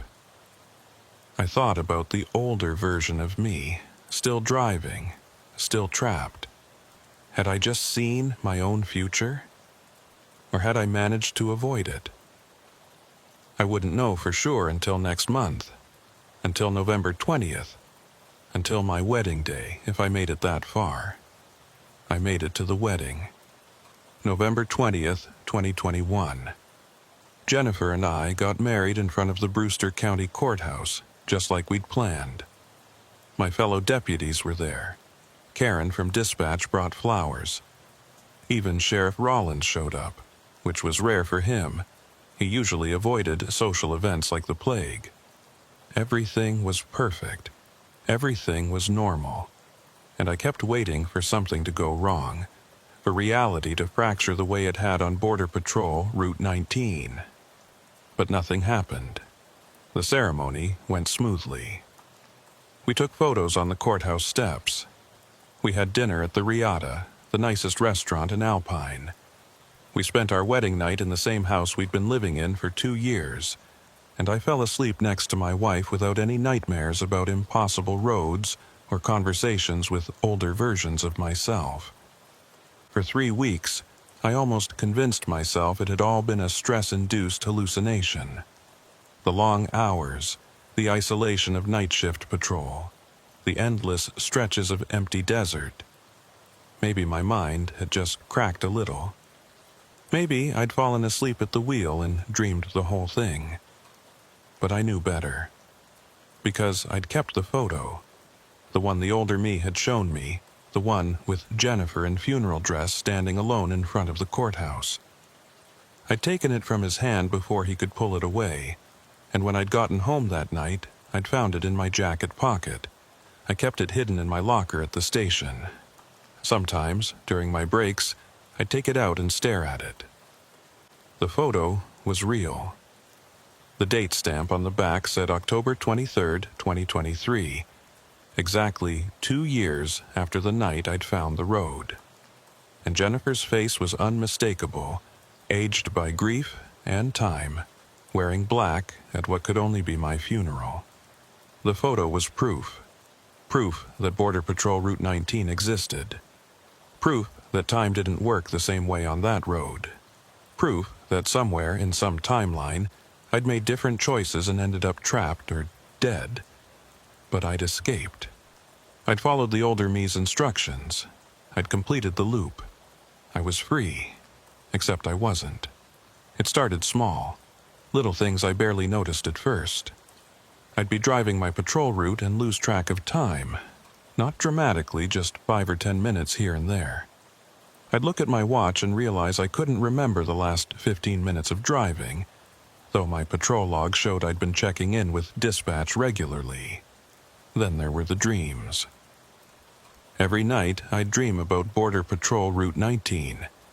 I'd be driving down that impossible road, watching the mile markers count up when they should count down, trying to reach Miller Track and never quite getting there.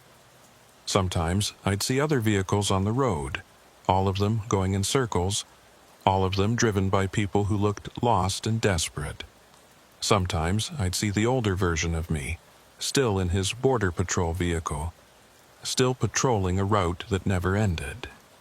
I tried to talk to Jennifer about it, tried to explain what I'd experienced that night in October. But how do you tell your new wife that you've seen her at your funeral? How do you explain that you met a future version of yourself who'd been trapped in a time loop for 15 years? I couldn't. So I kept it inside. Let it eat at me while I smiled and played the role of the newlywed deputy who had everything figured out. In December, I started avoiding Miller Track. I'd file my patrol plans to include that road, but then at the last minute, I'd take different routes. Longer routes. Routes that kept me away from that 8-mile stretch where Border Patrol Route 19 had appeared. The other deputies noticed.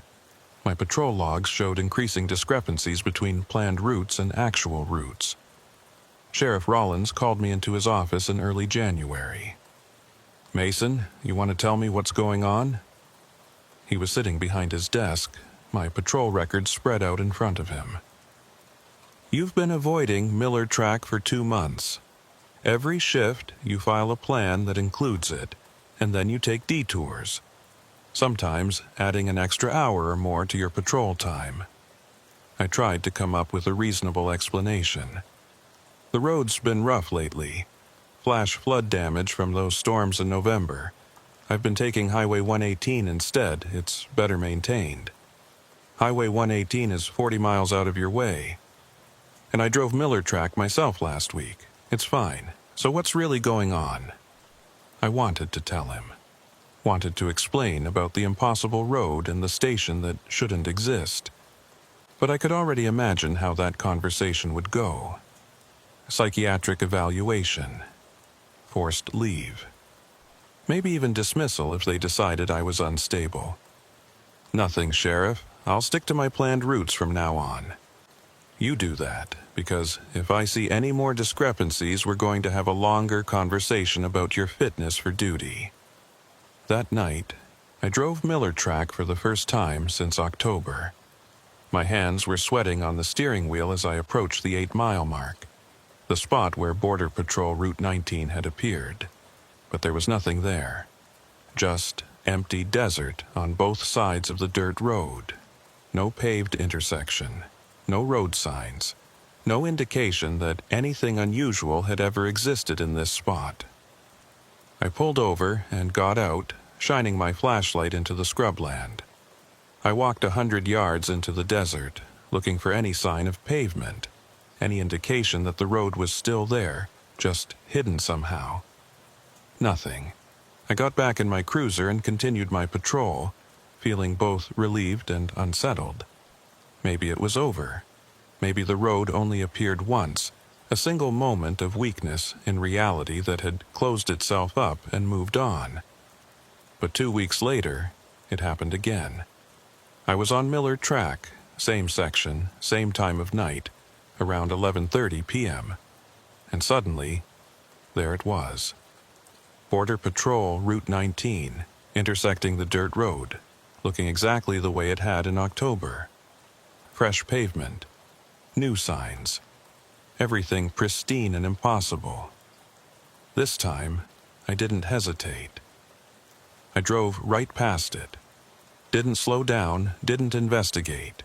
Just kept going north on Miller Track like I hadn't seen anything. My radio crackled. Unit 17, this is Unit 17. You need to stop. You need to turn around.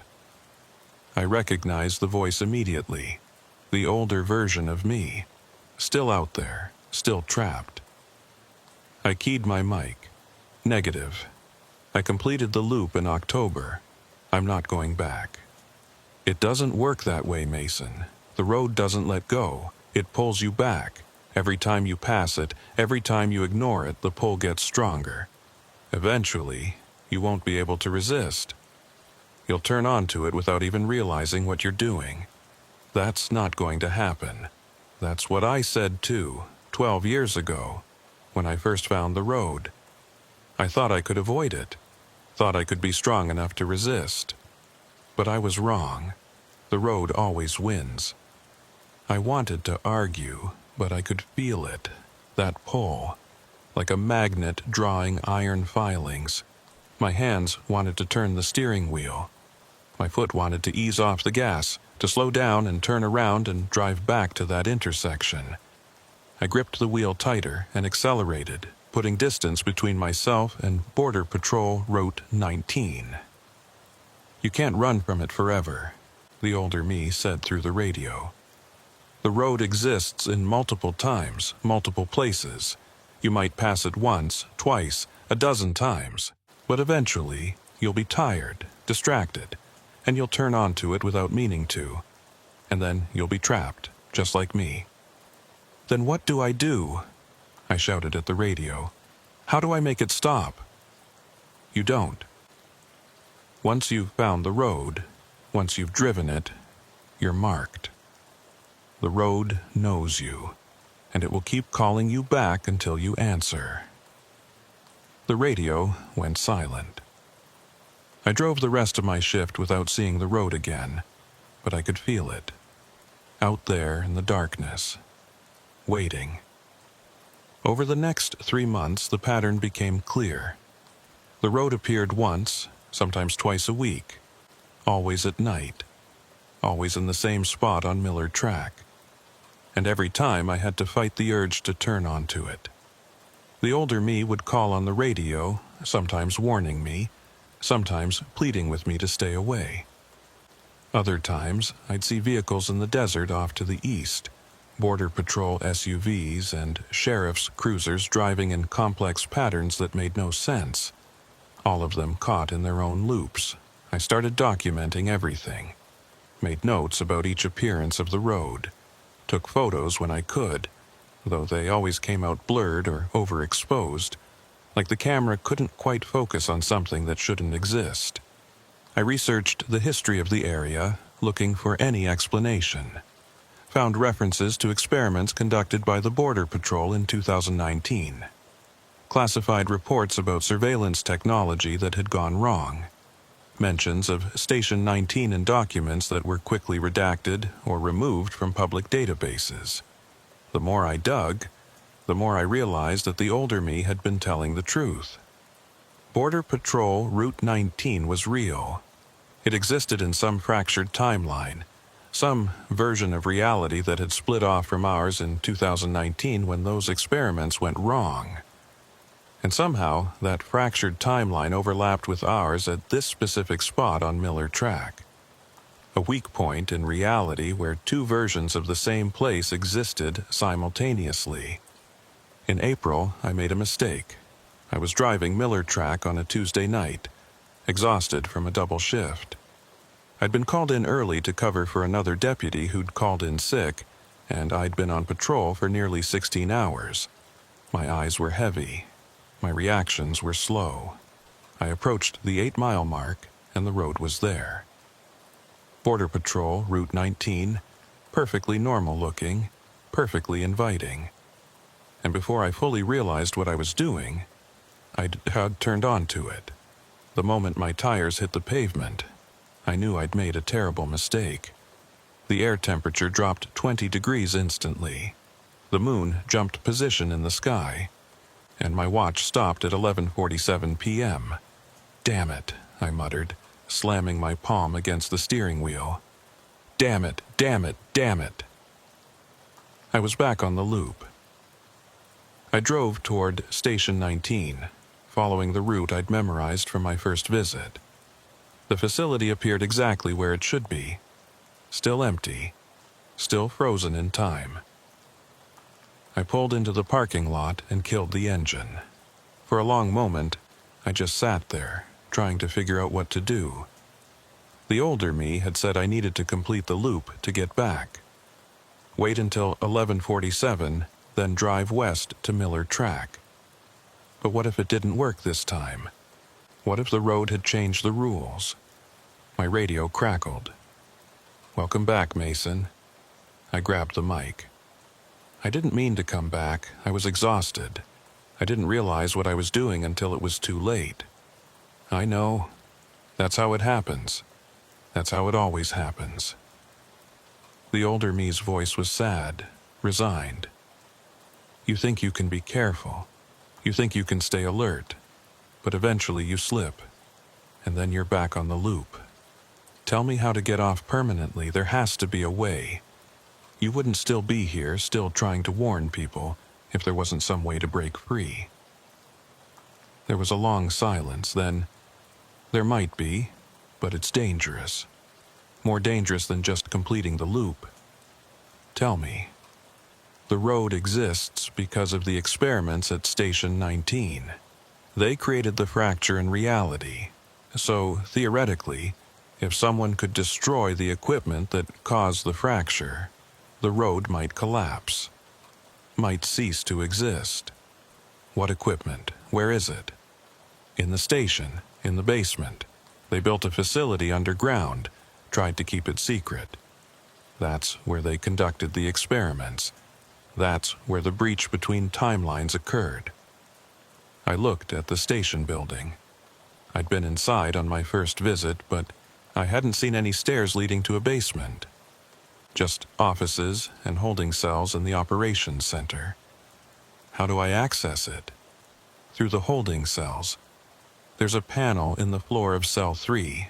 Looks like part of the concrete, but it's actually a door. You need a security code to open it. 1947. The year of the original Station 7 incident. Everything connects, Mason. All these loops and fractures and impossible roads, they all connect back to Border Station 7 disappearing in that dust storm. That event created the first weak point, and every attempt to study it, to understand it, to exploit it, just made things worse. I got out of my cruiser and walked toward the station. The building was just as empty as before. Lights on, equipment running, but no people. I made my way to the holding cells. Cell 3 was at the end of the hall. I stepped inside and examined the floor. It took me several minutes to find it. A rectangular section of concrete that was slightly different in color and texture from the rest. I felt around the edges and found a small keypad, barely visible. I entered the code, 1947. The panel clicked and lifted an inch. I pulled it up fully, revealing a metal staircase descending into darkness below. I turned on my flashlight and started down. The basement was larger than I'd expected. It wasn't just a small underground room, but a full facility. Multiple rooms connected by corridors, all of them filled with equipment I didn't recognize. Monitors showing data I couldn't interpret. Machines humming with power. And at the center of it all, in a large chamber, was something that looked like it came from a science fiction movie. It was a circular platform, maybe 20 feet in diameter, surrounded by towers of equipment covered in blinking lights and displays. The air around the platform shimmered and distorted, like heat waves rising off summer asphalt. And in the center of the platform was a tear, a literal rip in space through which I could see something else. Another version of the desert, another timeline. Another Station 19, this one occupied, with Border Patrol agents moving around, going about their business, completely unaware that they could be seen through this impossible window. This was it. This was the source of the fracture, the equipment that had torn reality apart and created Border Patrol Route 19. My radio crackled again. "You found it?" "Yeah," I said. "Now what? How do I destroy it?" "You don't, not directly. The equipment is designed to be self-sustaining. It draws power from the fracture itself, from the boundary between timelines. You can't just unplug it or smash it." "Then what's the point? Why did you tell me to come down here?" "Because there's a fail-safe. The engineers who built this, they knew it was dangerous. They knew it might spiral out of control, so they built in a shutdown sequence. If someone activates it, the equipment will reverse the process, close the fracture, seal the breach between timelines. And what happens to the road? What happens to Station 19? It collapses, ceases to exist. All the loops end. All the people trapped in them are released." There was something in his voice. Something he wasn't saying. Released how? Do they go back to their normal lives? Do they escape? Silence. "Tell me the truth," I said. "What happens to the people on the loops when the road collapses?"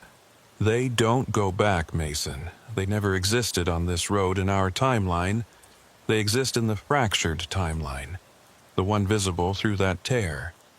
When you close the fracture, you erase that timeline.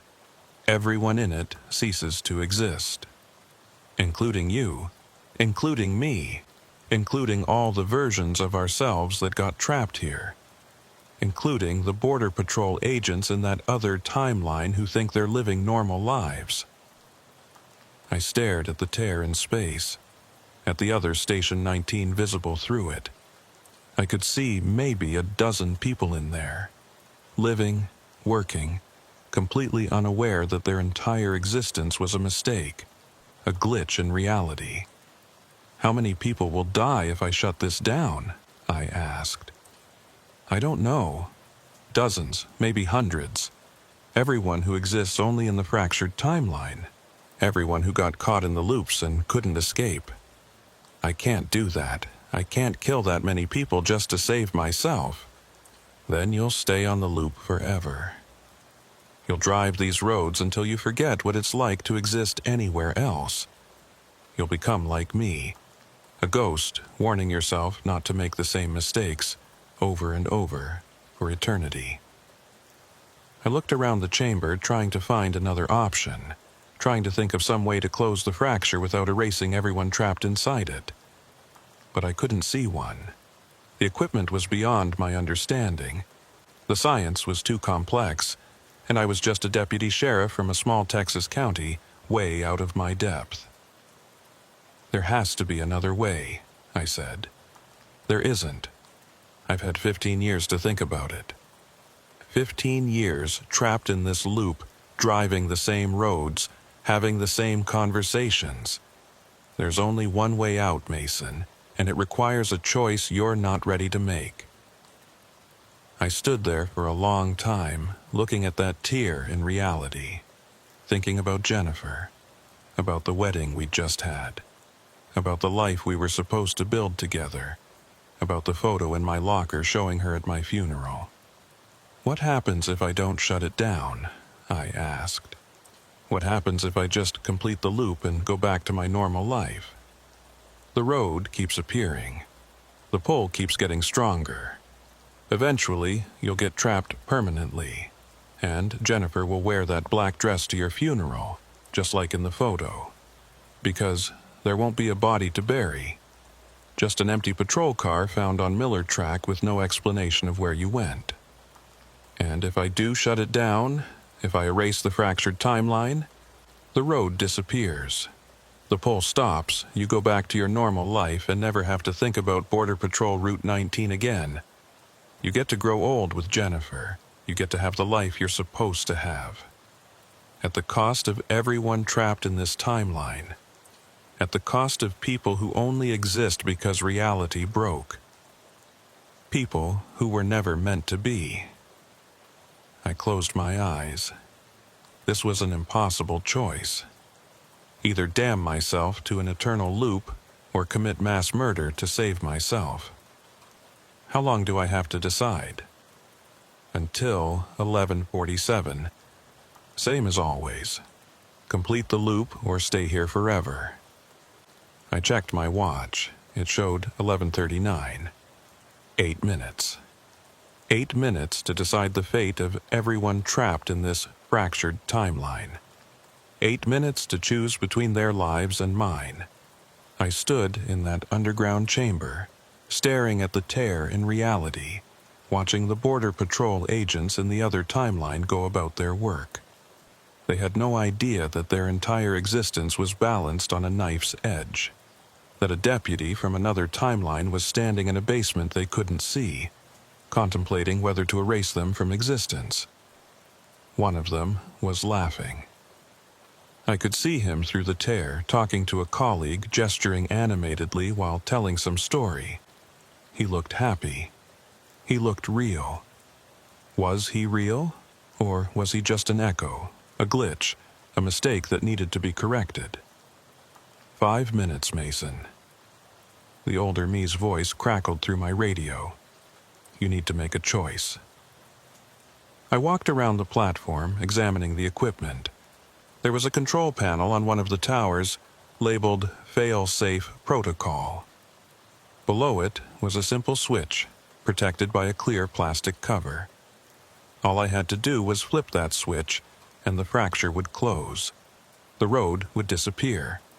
Everyone in this timeline would cease to exist, including the older version of me who'd been trying to help me. Tell me about your 15 years, I said into the radio. What's it like being trapped in the loop? He was quiet for a moment. It's lonely.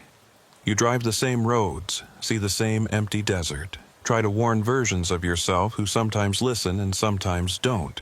You watch the moon rise and set in impossible patterns. You lose track of what's real and what's memory. Do you sleep? Do you eat? Sometimes. The loop provides what you need to keep going. There's always coffee at the station, food in the break room that never runs out, beds that are always made. It's like living in a dream that never ends. That sounds like hell. It is, but it's also safe. Nothing changes. Nothing gets worse. You're stuck, but you're not dead. And after 15 years, I've almost forgotten what it's like to want anything more than this. I thought about that, about spending 15 years driving in circles, never moving forward, never going back. A kind of purgatory for people who'd made wrong turns. How many of us are there? I asked. How many versions of Mason Harper are trapped in this timeline? I've counted 17. Some have been here longer than me. Some just arrived. We all drive different sections of the road. All of us caught in our own loops, occasionally crossing paths, but never really interacting. We're all alone together. 17 versions of me. 17 lives, or one life split 17 different ways. If I close the fracture, would I be killing 17 people or erasing 17 echoes of the same person? 2 minutes, he said. I put my hand on the failsafe switch, felt the smooth plastic under my palm. It would be so easy. Just flip the switch and end this. Go back to Jennifer, go back to my life, forget that any of this ever happened. But I'd remember. I'd remember the faces I saw through that tear. The Border Patrol agents who'd done nothing wrong except exist in the wrong timeline. The 17 versions of myself who'd gotten lost on this impossible road. I'd remember that I chose my life over theirs. I can't do it, I said, pulling my hand back. I can't kill all these people. There has to be another way. There isn't, the older me said, and his voice was gentle, understanding. I've had 15 years to look for another way. I've studied this equipment. I've tried to find a solution that doesn't require erasing everyone. There isn't one. Then I'll stay. I'll complete the loop and go back and take my chances. You'll end up trapped. Maybe not today, maybe not next month. But eventually, the road will catch you. And you'll spend eternity driving in circles just like me. That's my choice to make? No, he said, and his voice was harder now. It's not, because your choice affects Jennifer. Your choice affects everyone who cares about you. They'll spend years wondering what happened to you. They'll search for you. They'll mourn you. And they'll never find answers because you'll be here, in a place they can't reach. Better that than being a murderer. Is it? Is it really better to condemn yourself and everyone who loves you to decades of grief and uncertainty? Is that more moral than ending an existence that should never have begun? I hated that he had a point. Hated that the moral high ground wasn't as clear as I wanted it to be. 1 minute, he said. I looked at my watch. 11:46. If I didn't leave the station in the next 60 seconds, I'd be trapped here. The loop would reset, and I'd be caught permanently. Unless I flipped the switch.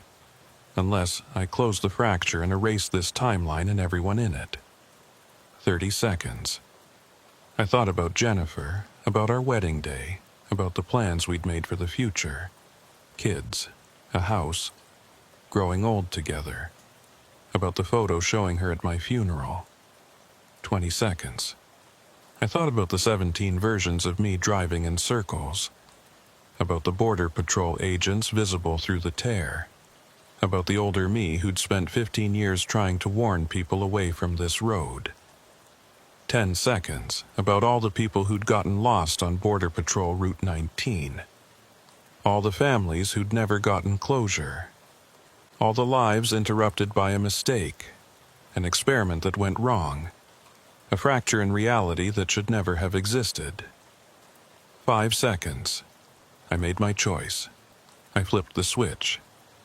The equipment around me screamed. Not literally, but the sound it made was the auditory equivalent of screaming, a high-pitched whine that seemed to vibrate inside my skull. The lights on the towers started flashing in complex patterns. The tear in reality began to shrink. Through it, I could see the Border Patrol agents in the other timeline looking around in confusion. They were starting to fade, becoming translucent, like ghosts. One of them, the one who'd been laughing, looked directly at the tear, looked directly at me. For a moment our eyes met, and I saw understanding in his face. He knew what was happening, knew that his timeline was ending. He didn't look angry. He looked relieved, like he'd been waiting for this moment. Like some part of him had always known his existence was temporary. He raised his hand in a wave. A goodbye. Then he was gone. They were all gone. The other timeline collapsed like a soap bubble, and the tear sealed itself shut.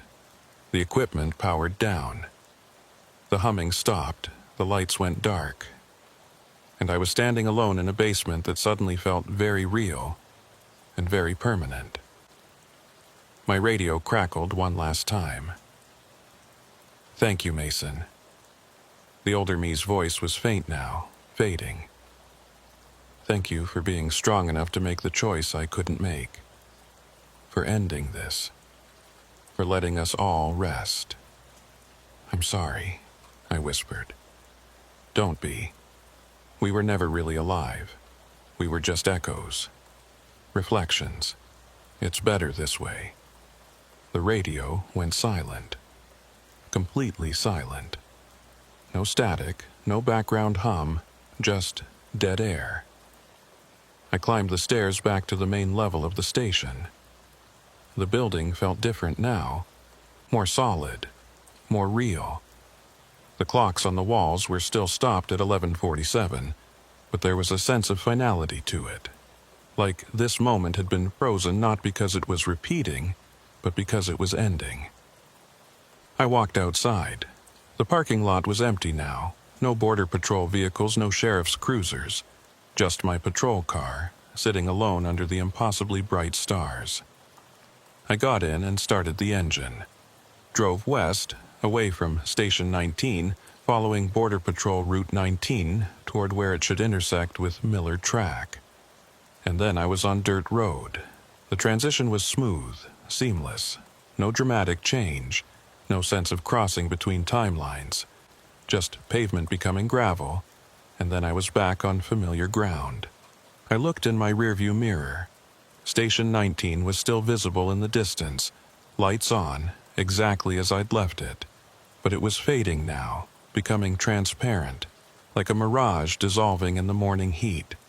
Within seconds it was gone completely. And so was Border Patrol Route 19, just empty desert where the paved road had been. I grabbed my radio. "Dispatch, Unit 17. I'm back on Miller Track." "Copy that, Unit 17. Karen's voice was normal, professional, showing no sign that anything unusual had happened. "What's your status?" 10-8, continuing patrol." I checked my watch. It showed 11:52 p.m. Less than 5 minutes had passed since I'd turned on to Border Patrol Route 19. The entire experience in the fractured timeline, descending into the basement, examining the equipment, making the choice to close the fracture, had occurred in less time than it took to drive to the corner store. Time was strange near that fracture. But the fracture was gone now, sealed, erased from reality, along with everyone who'd existed only within it. I drove the rest of my shift on autopilot, my mind replaying everything that had happened. The faces I'd seen through the tear, the older version of me thanking me for ending his loop, the Border Patrol agent who'd waved goodbye as his timeline collapsed. I'd killed them all, erased them from existence, and I'd done it to save myself. Was that murder? Or was it just correction? Setting right something that had gone wrong? I didn't know. I still don't know. When my shift ended at 6 a.m., I drove home to Jennifer. She was in the kitchen making coffee, still in her pajamas, hair messy from sleep. She smiled when she saw me. "Hey, how was your shift?" "Quiet," I lied. "Nothing unusual." She kissed me and handed me a cup of coffee. "You okay? You look tired." "Just a long night. I'll sleep it off." But I didn't sleep. I lay in bed staring at the ceiling, thinking about the choice I'd made, wondering if there had really been no other option, or if I'd just taken the easy way out. That afternoon, I went to the station and opened my locker. The photo was still there, Jennifer in black, standing alone in front of the courthouse. But as I watched, the image began to fade. The colors bleached out, the details blurred, and within seconds the photo was completely blank. Just an empty piece of photo paper. The timeline where I died on Border Patrol Route 19 and had been erased. The future where Jennifer attended my funeral no longer existed. By closing the fracture, I'd changed my own fate. I should have felt relieved, grateful. I'd saved my own life and secured my future with Jennifer. Instead, I felt hollow. Over the next few weeks, I kept waiting for consequences. For some sign that what I'd done had cosmic repercussions, that erasing a timeline full of people would somehow come back to haunt me. But nothing happened. Life went on normally. I worked my shifts, came home to my wife, started thinking about the future we'd build together. And every time I drove past that 8-mile mark on Miller Track, I'd slow down and look for any sign of Border Patrol Route 19. But there was nothing, just empty desert. The road was truly gone. In June, Jennifer told me she was pregnant. We'd been talking about starting a family, but we'd planned to wait another year. The pregnancy was unexpected but welcome. We celebrated with dinner at the Riata, the same restaurant where we'd had our wedding dinner. As we drove home that night, Jennifer asleep in the passenger seat, her hand resting on her barely visible baby bump, I thought about the choice I'd made in that basement. The choice that had given me this future. Was it worth it? Was this life, this normal, happy, ordinary life, worth the cost of everyone who'd existed in that fractured timeline? I wanted to say yes. Wanted to believe that I'd made the right choice. But I couldn't shake the memory of that Border Patrol agent waving goodbye as his existence ended. He'd looked relieved, but he'd also looked sad. Like he was mourning the life he'd never really had. I wonder if he had a wife. If he had plans for kids. If he had dreams and hopes and fears just like mine. I wonder if, in that fractured timeline, there was another version of Jennifer. Another pregnancy. Another future that I'd erased with the flip of a switch. I'll never know.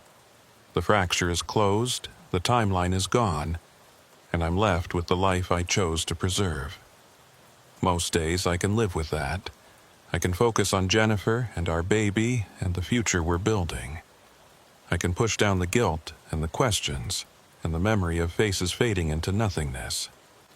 But some nights, when I'm lying awake at 3 a.m., listening to Jennifer breathe beside me, I think about Border Patrol Route 19, about the road that doesn't exist anymore, about the 17 versions of me that I erased, about the older me who spent 15 years trapped in a loop before I ended him.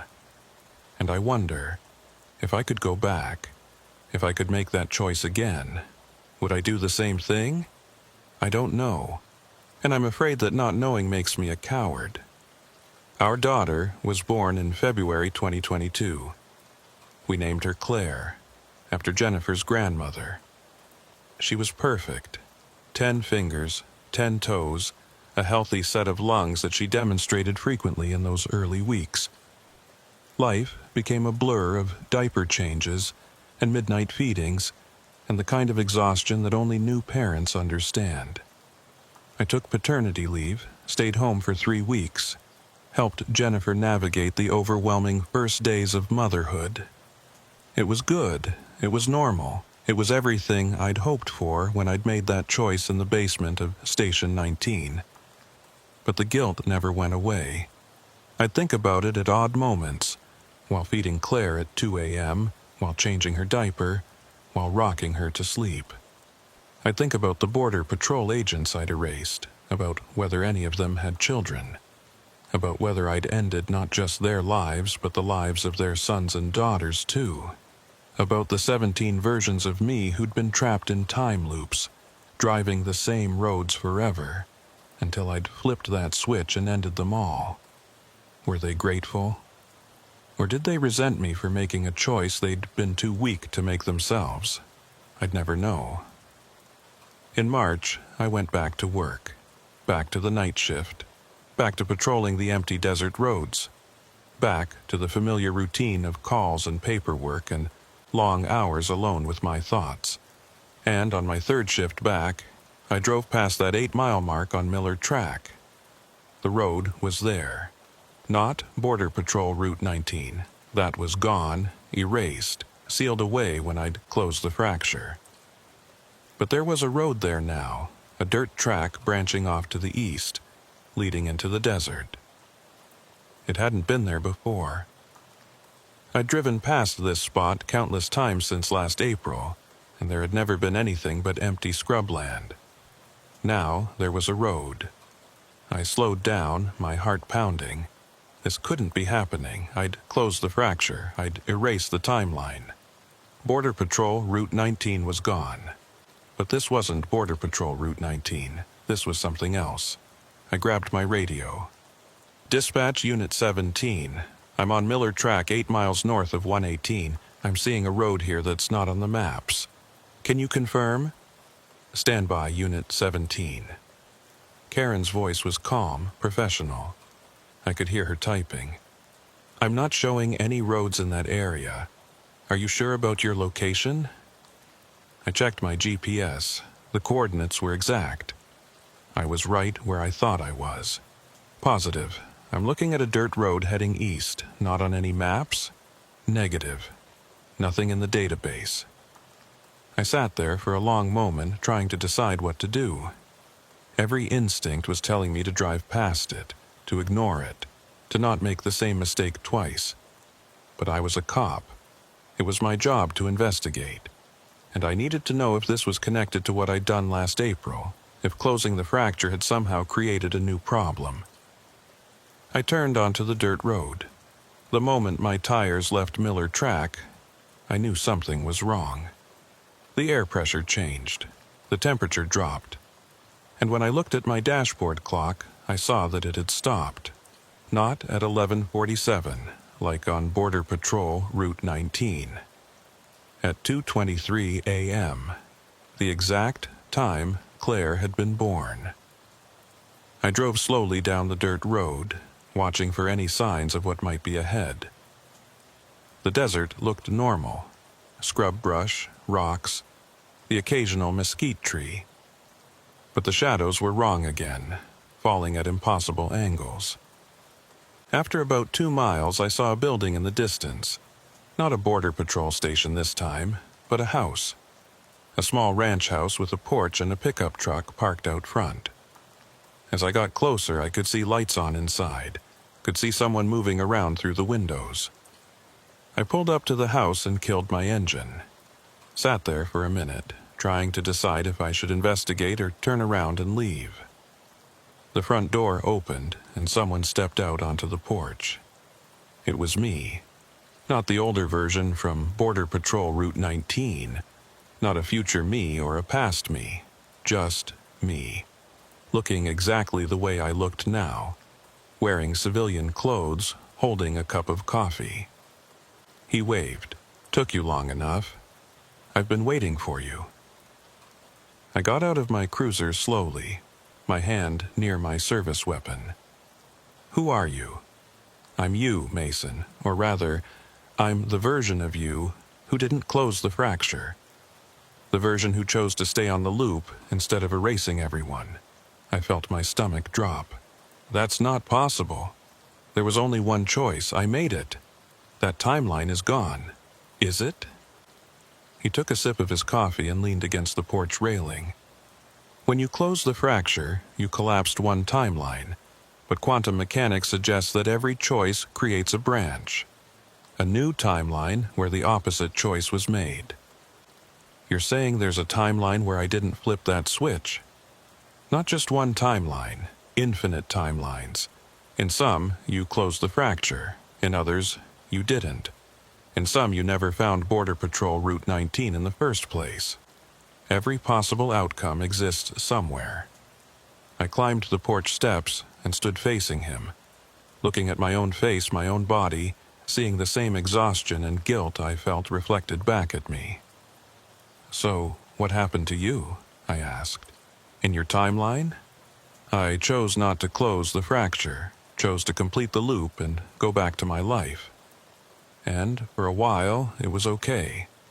I married Jennifer, we had Claire, everything was normal." "For a while?" "The pull never stopped. The road kept calling me back. And eventually, 6 months after Claire was born, I got trapped permanently. I've been on the loop for 3 years now, driving the same roads, living the same moments over and over." He gestured to the house behind him. "This is my loop, this moment. The last time I was truly happy, before I realized I'd never escape. Before I understood what I'd given up by trying to take the moral high ground." "So you're telling me I made the right choice? That I should feel good about erasing all those people? I'm not telling you anything. I'm just showing you what the alternative looks like. You chose to close the fracture and live with the guilt. I chose to keep it open and live with the consequences. Neither of us is happy, Mason. Neither of us found a good solution." I looked at the house. Through the windows I could see more of him. Different versions, all living in their own loops, all trapped in moments they couldn't escape. Some were holding baby Claire. Some were kissing Jennifer. Some were just sitting alone, staring at nothing. "How many of us are there?" I asked. "Too many to count. Every version that found Border Patrol Route 19 and made a choice. We're all here, all existing in our own loops, all living with the consequences of our decisions. And the ones who closed the fracture, the ones like me, they're not here, they escaped. They went back to their normal lives, but they carry the guilt forever.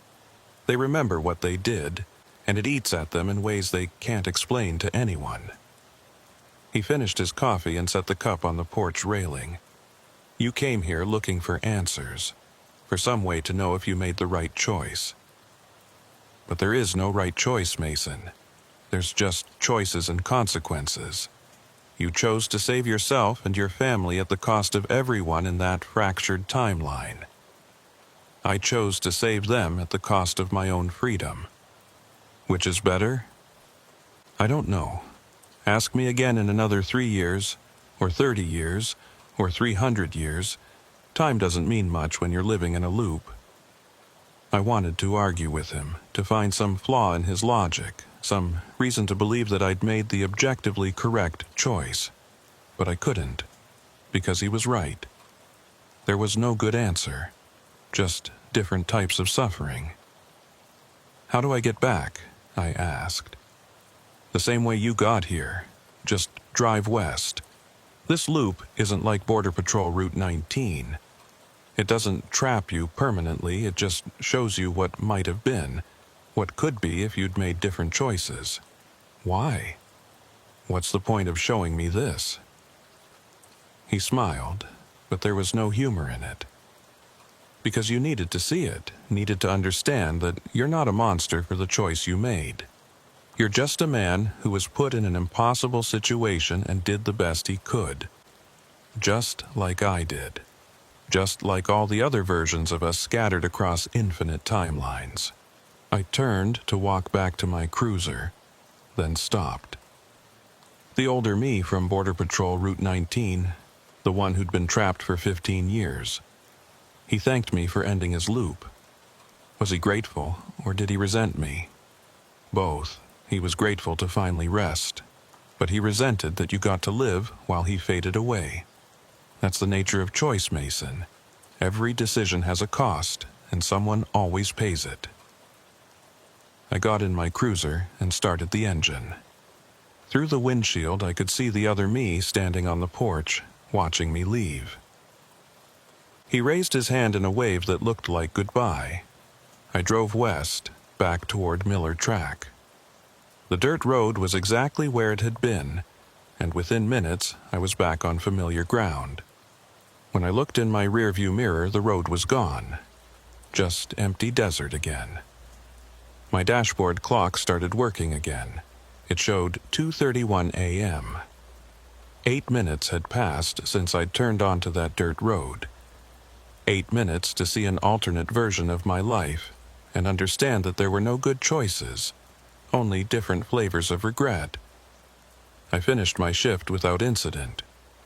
Drove home as the sun was rising, painting the desert in shades of gold and orange.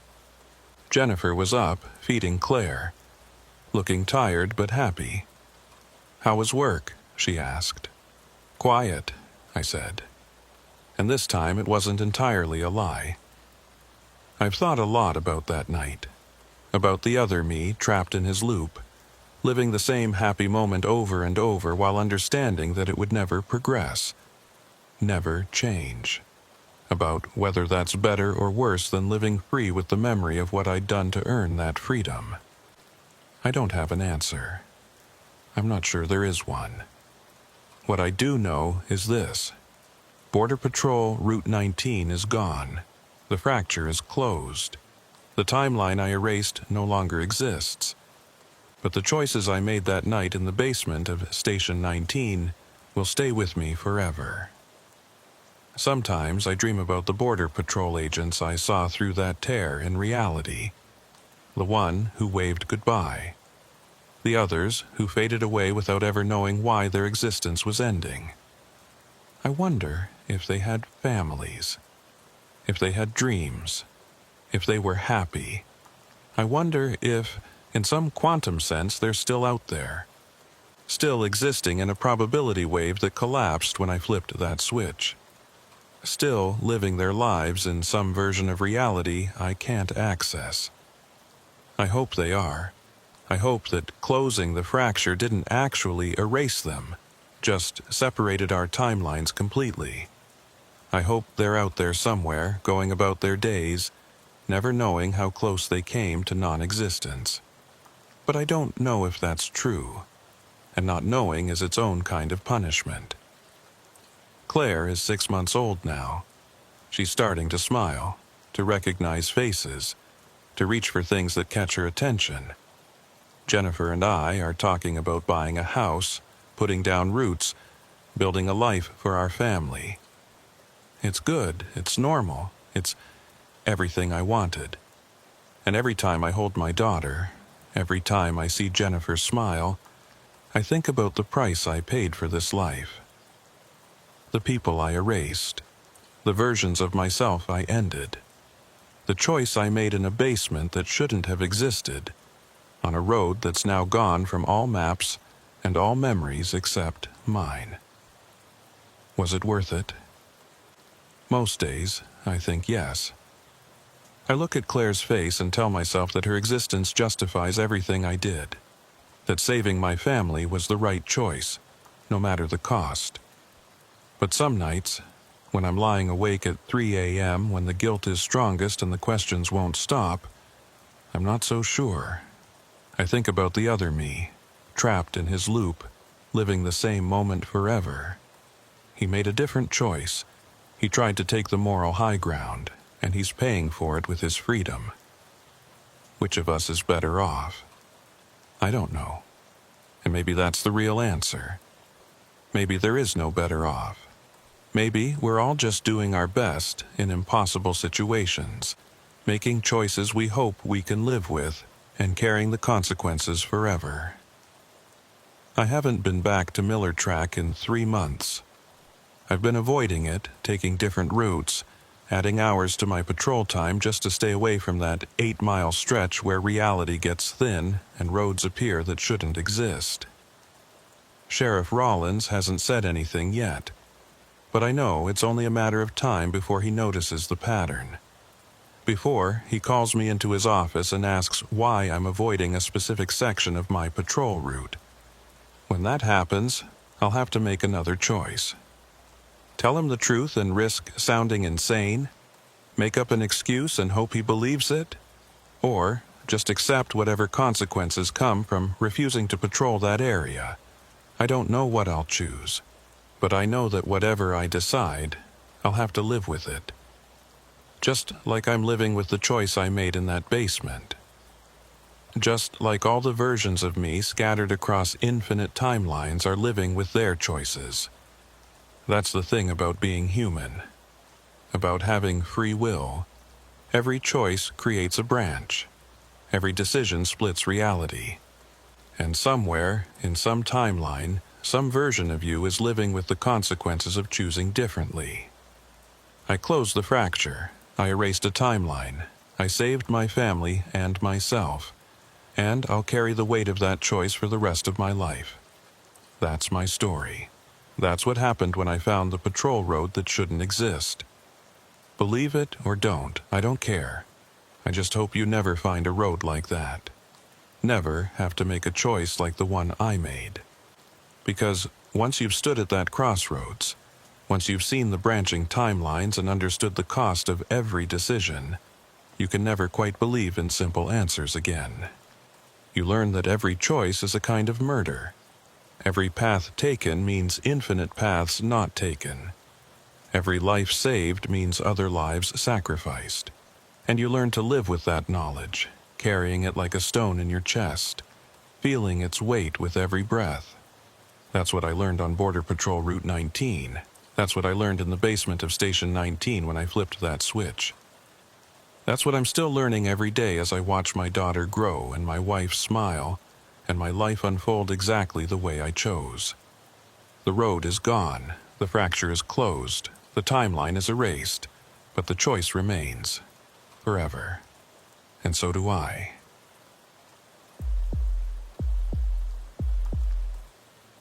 My name is Wyatt Dalton, and I've been a deputy with Terrell County Sheriff's Department for 19 years. 19 years of working the graveyard shift along one of the most remote stretches of the Texas-Mexico border. Out here, the night belongs to smugglers, coyotes, both the animal and human kind, and the few of us crazy enough to patrol these empty roads in the dark.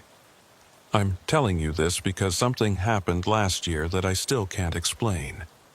Something that makes me check my radio frequency 3 times before I start every shift.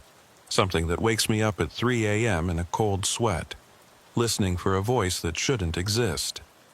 It started on September 7th, 2021. A Tuesday night, warm even for early September, with the kind of humidity that makes your uniform stick to your skin within minutes of stepping outside. I'd just started my shift at 10 p.m., checking in with our dispatcher, Linda, before heading out to my patrol sector. Terrell County is one of the least populated counties in Texas, fewer than 900 people spread across 2,358 square miles. My sector covered the southern half, which meant I was responsible for roughly 1,200 square miles of desert, ranch land, and empty highway. On a typical night, I might see 2 or 3 vehicles total, sometimes none. It's lonely work, but I've always preferred it that way. Less drama, fewer politics, just me and the road and the endless sky above. Around 11:15 p.m., I was heading south on Highway 349, about 40 miles from the border, when my radio crackled with static. Not unusual. We had dead zones all over the county where the signal got spotty. But then, through the static, I heard a voice. Unit 12, requesting immediate backup at the old Sanderson checkpoint. Multiple suspects, armed and dangerous. Repeat, Unit 12 requesting immediate backup. I grabbed my mic. Dispatch, this is Unit 18. Did you copy that transmission? Linda came back immediately. Negative, Unit 18. I didn't receive any transmission. What did you hear? Someone calling for backup at the Sanderson checkpoint. Said they were Unit 12. There was a pause. Unit 18, we don't have a Unit 12. Haven't had that designation in over 30 years. And the Sanderson checkpoint has been closed since 2003. I knew that. The old checkpoint had been a border patrol facility. Shut down when they consolidated operations and moved everything to newer facilities. The buildings were still there, abandoned and slowly being reclaimed by the desert, but nobody had used them in almost 20 years. Copy that, dispatch. Probably just interference from another agency. Could be. I'll make a note in the log. Let me know if you hear anything else. I continued south, but I couldn't shake the feeling that something was off about that transmission. The voice had sounded stressed, urgent, but also distant.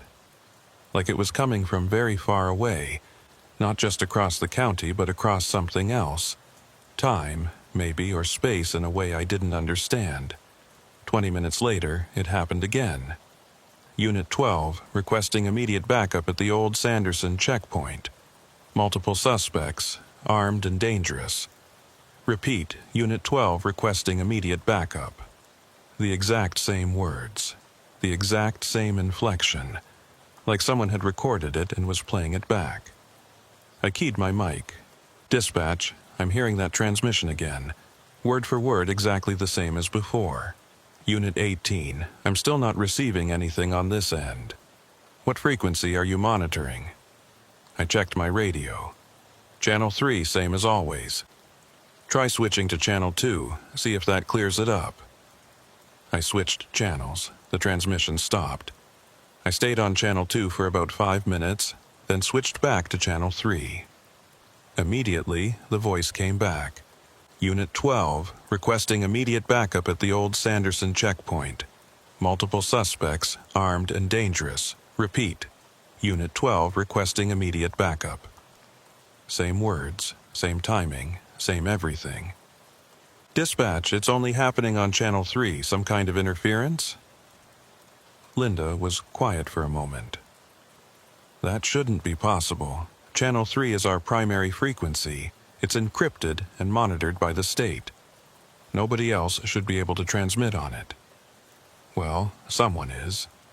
I'm going to report this to the communications supervisor. In the meantime, you can operate on Channel 2 if the interference continues. But I didn't switch channels. Something about that voice was bothering me. The urgency was real. I'd been a cop long enough to recognize genuine distress, but the repetition was wrong. Nobody calls for backup using the exact same words and phrasing multiple times.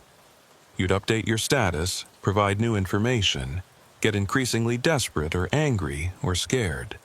This voice just repeated, like a recording or a loop. Over the next hour, I heard the transmission 7 more times. Always the same words, always the same tone, always exactly 3 minutes and 42 seconds apart. I timed it. Between each transmission, there was exactly 3:42 of silence. Then the call would repeat. Not 3:41, not 3:43, exactly 3:42 every single time. Around 1 a.m., I made a decision. I was about 50 miles from the old Sanderson checkpoint. It would take me 30 minutes to get there, and I'd be way outside my normal patrol area. But I needed to know what was causing these transmissions.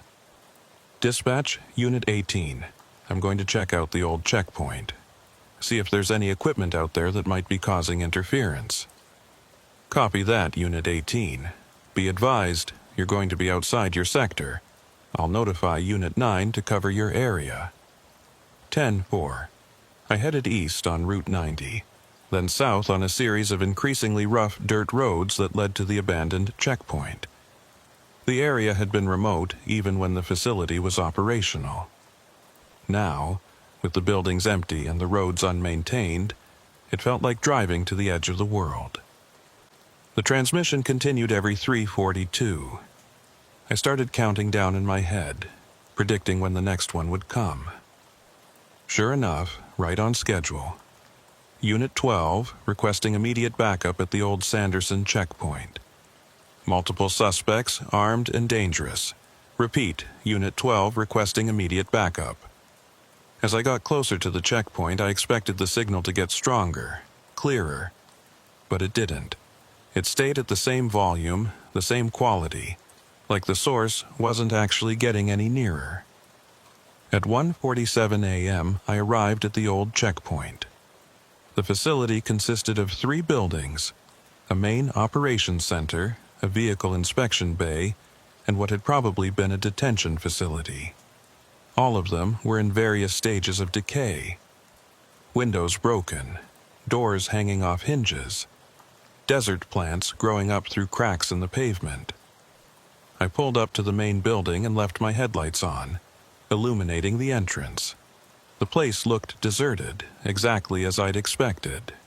No vehicles, no signs of recent activity, no equipment that might be transmitting radio signals. I grabbed my flashlight and got out of the cruiser. The night air was still warm, but there was something about the silence that made me shiver. Out here, you usually heard coyotes, or insects, or the wind through the scrub brush. But this place was dead quiet, like sound itself had been swallowed up by the abandoned buildings. My radio crackled. Unit 12, requesting immediate backup at the old Sanderson checkpoint. Multiple suspects, armed and dangerous. Repeat, Unit 12 requesting immediate backup. The transmission was coming at the usual 3:42 intervals, but now that I was actually at the checkpoint, I could hear something else underneath the words. A sound like wind, or static, or breathing, something alive mixed in with the recording. I walked toward the main building, my flashlight beam cutting through the darkness. The door was ajar, hanging at an angle from one remaining hinge. I pushed it open and stepped inside. The interior was what you'd expect from a building that had been abandoned for almost 20 years. Dust everywhere. Debris on the floor, graffiti on the walls, old furniture overturned and broken. Nature slowly reclaiming what humans had built. But in the center of the main room, incongruous and impossible, was a radio base station. Not old equipment from 2003, but a modern unit, sitting on a desk that looked like it had been set up recently. The radio was on, lights blinking, and as I watched, it transmitted. Unit 12, requesting immediate backup at the old Sanderson checkpoint. Multiple suspects, armed and dangerous. Repeat, Unit 12 requesting immediate backup. The sound came from the radio's speaker, but also from my handheld unit clipped to my belt.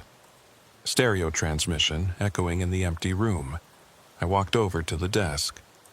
The radio was plugged into a portable generator that was humming softly in the corner. Someone had been here recently. Someone had set this up. I examined the radio unit. It was a standard law enforcement model, similar to what we used at the station, but the frequency display was wrong. It showed channel 3, our primary frequency, but the numbers beneath it were flickering, changing constantly like they couldn't quite lock onto a single setting. On the desk next to the radio was a logbook. I opened it. The first entry was dated September 1st, 2021, 6 days ago.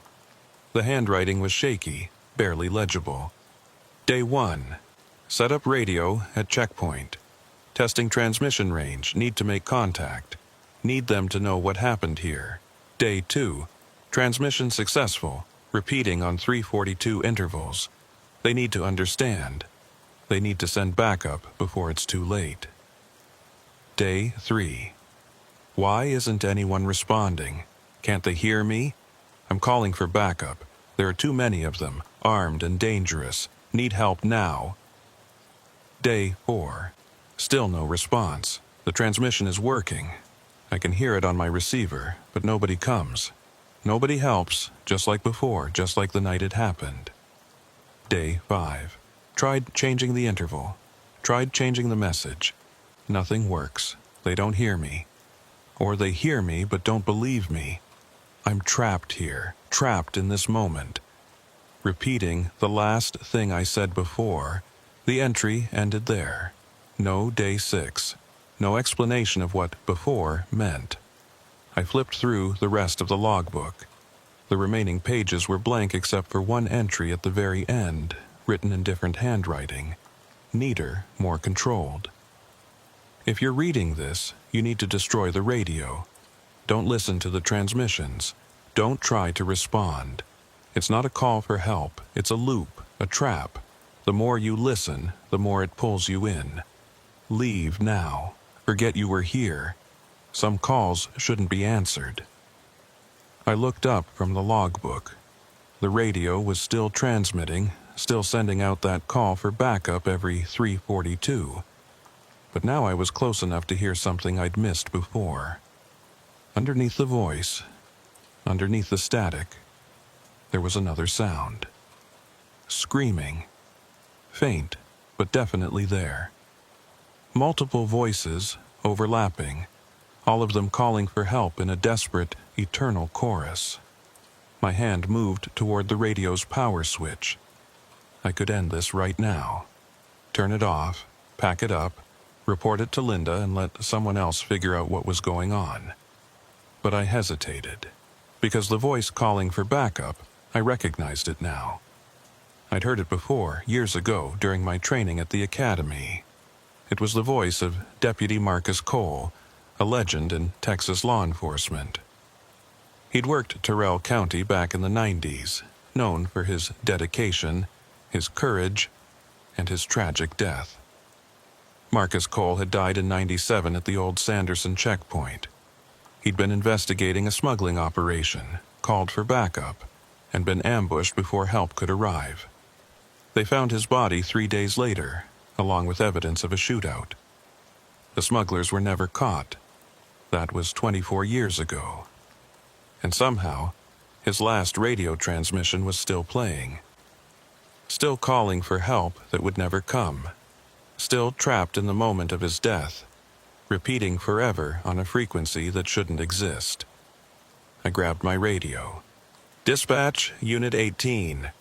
I'm at the old checkpoint. I found the source of the interference. It's a radio unit. Appears to have been set up recently. But there's something wrong here. Something really wrong." Linda's voice came back, but it was distorted, breaking up. "Unit, say again, not, you clearly. Dispatch, do you copy? I'm at the checkpoint. I found static. Pure static. No voice underneath." I tried again. "Dispatch, this is Unit 18. Please respond." Nothing. Just static and that underlying sound of screaming. My watch showed 2:03 a.m.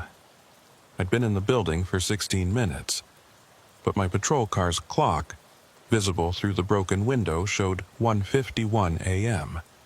I'd lost 12 minutes somewhere, or gained them. Time wasn't working right here. I looked back at the radio. It was still transmitting Marcus Cole's voice, still calling for backup. But the interval had changed. It was no longer 3:42 between transmissions. Now it was 2:15, and getting shorter with each cycle. 2:15, 1:48, 1:21, 0:54. The transmissions were speeding up, compressing, like something was winding tighter and tighter, building toward some kind of breaking point. And underneath Marcus Cole's voice, I could now hear other voices, other officers. Other calls for help from other times, all of them layered on top of each other, all of them trapped in their final moments. I recognized some of them. Deputy Sarah Martinez, killed in 2003 during a traffic stop. Sheriff Tom Blackwell died of a heart attack while chasing suspects in 2010. Officer James Rivera, ambushed during a drug raid in 2015. All of them calling for help. All of them trapped in loops. All of them broadcasting on a frequency that connected their deaths across decades. The interval between transmissions was down to 30 seconds now. Then 20. Then 10. I reached for the power switch on the radio, but before I could touch it, all the transmissions merged into a single, sustained sound. Not words anymore. Just a chorus of screaming that seemed to come from the radio and from the walls and from the air itself. I stumbled backward, my hands over my ears, but it didn't help. The sound was inside my head, bypassing my ears entirely. I could feel it vibrating in my skull, in my chest, in my bones. And then, as suddenly as it had started, it stopped. Complete silence. I lowered my hands slowly. The radio was still on, still broadcasting, but the sound was gone. The display showed a stable frequency now, channel 3 exactly where it should be. I grabbed my handheld radio. "Dispatch, Unit 18, do you copy?" Linda's voice came back immediately, clear as day. "Unit 18, I copy. Where have you been? You've been off the air for almost 40 minutes. I was about to send someone to check on you." 40 minutes. I looked at my watch. It showed 2:06 a.m. I'd been in the building for 19 minutes. But according to Linda, I'd been out of contact for 40. "Dispatch, I'm at the old Sanderson checkpoint. I found a radio unit here that's been transmitting on our frequency. I need to report this as evidence. Copy that, Unit 18. Do you need assistance?" I looked around the abandoned building. The radio was still on, but it wasn't transmitting anymore. The generator in the corner was silent, and the logbook on the desk was gone. I walked over to where I'd seen it. The desk was covered in dust, undisturbed except for where I'd leaned against it. No logbook, no evidence that anyone had been here recently except me. "Unit 18, do you need assistance?" Linda repeated. "Negative, dispatch. I'm going to secure the scene and head back. I'll file a full report when I get in." "Copy that. Be safe out there." I walked out of the building and back to my patrol car. As I drove away from the checkpoint, I kept checking my rearview mirror, half expecting to see lights in the abandoned building or some sign that I hadn't imagined the whole thing. But there was nothing, just empty desert and the ruins of a facility that had been closed for almost 20 years. For the rest of my shift, my radio stayed quiet. No transmissions from Unit 12, no calls for backup, no sounds of officers trapped in their final moments. Just normal radio traffic. Linda checking on me occasionally. The usual codes and calls that make up a quiet night in rural Texas law enforcement. But I couldn't forget what I'd heard. Couldn't forget that logbook with its warning. It's not a call for help, it's a loop, a trap. The more you listen, the more it pulls you in. When I got home that morning, I sat in my truck for 20 minutes before going inside, trying to process what had happened. Trying to convince myself it had been exhaustion or stress or some kind of hallucination brought on by too many years of night shifts. But I knew better. I'd heard Marcus Cole's voice. I'd seen that logbook. I'd felt time slip and fold and break around that abandoned checkpoint. Something was broadcasting on our frequency. Something that shouldn't exist. Something that was calling for help from the past, trapped in a moment that never ended. And I'd listened. That was my first mistake. I didn't tell anyone about what happened at the checkpoint. How could I? What would I say? That I'd heard dead officers calling for help on a radio that shouldn't work. That I'd lost time in an abandoned building. That a logbook had appeared and disappeared like a ghost. They'd put me on psychological leave at best. Force me into early retirement at worst. So I kept it to myself. Filed a report about finding old radio equipment at the checkpoint and recommending the site be secured. Went about my regular shifts like nothing had happened. But I couldn't stop thinking about it. Every shift, I'd monitor Channel 3 listening for that transmission. For 3 weeks, there was nothing. Just normal radio traffic. But I kept waiting, kept anticipating that moment when Marcus Cole's voice would break through the static and call for backup that would never come. In late September, I started researching. Used my days off to dig through old case files, accident reports, anything I could find about law enforcement officers who'd died in Terrell County over the past 50 years. The list was longer than I expected. 12 officers killed in the line of duty since 1970. Dozens more who'd died of natural causes, accidents, or suicide. Each one had a file, a story, a final moment. I was looking for patterns, trying to understand why Marcus Cole's transmission had been the one looping, why his voice was the one trapped. But the more I researched, the less sense it made. Marcus Cole had been a good cop, decorated, respected, loved by his colleagues. His death in D7 had been investigated thoroughly. The smugglers he'd been pursuing were never caught, but there was no evidence of a cover-up or conspiracy. Just a deputy who'd been in the wrong place at the wrong time, who'd called for backup and died before it arrived. A tragedy, but not unusual. Not something that would create a temporal loop or a broadcasting anomaly or whatever the hell I'd experienced at that checkpoint. Unless his death itself wasn't the cause. Unless something else had happened at that checkpoint. Something that went beyond one man's tragic end. I expanded my research. Started looking into the checkpoint's history before it closed. Found maintenance records, incident reports, personnel files. Most of it was mundane. Routine inspections, minor repairs, the usual bureaucratic paperwork that accumulates in any government facility. But then I found something interesting. In 2002, a year before the checkpoint closed, there had been a series of strange incidents. Equipment malfunctions.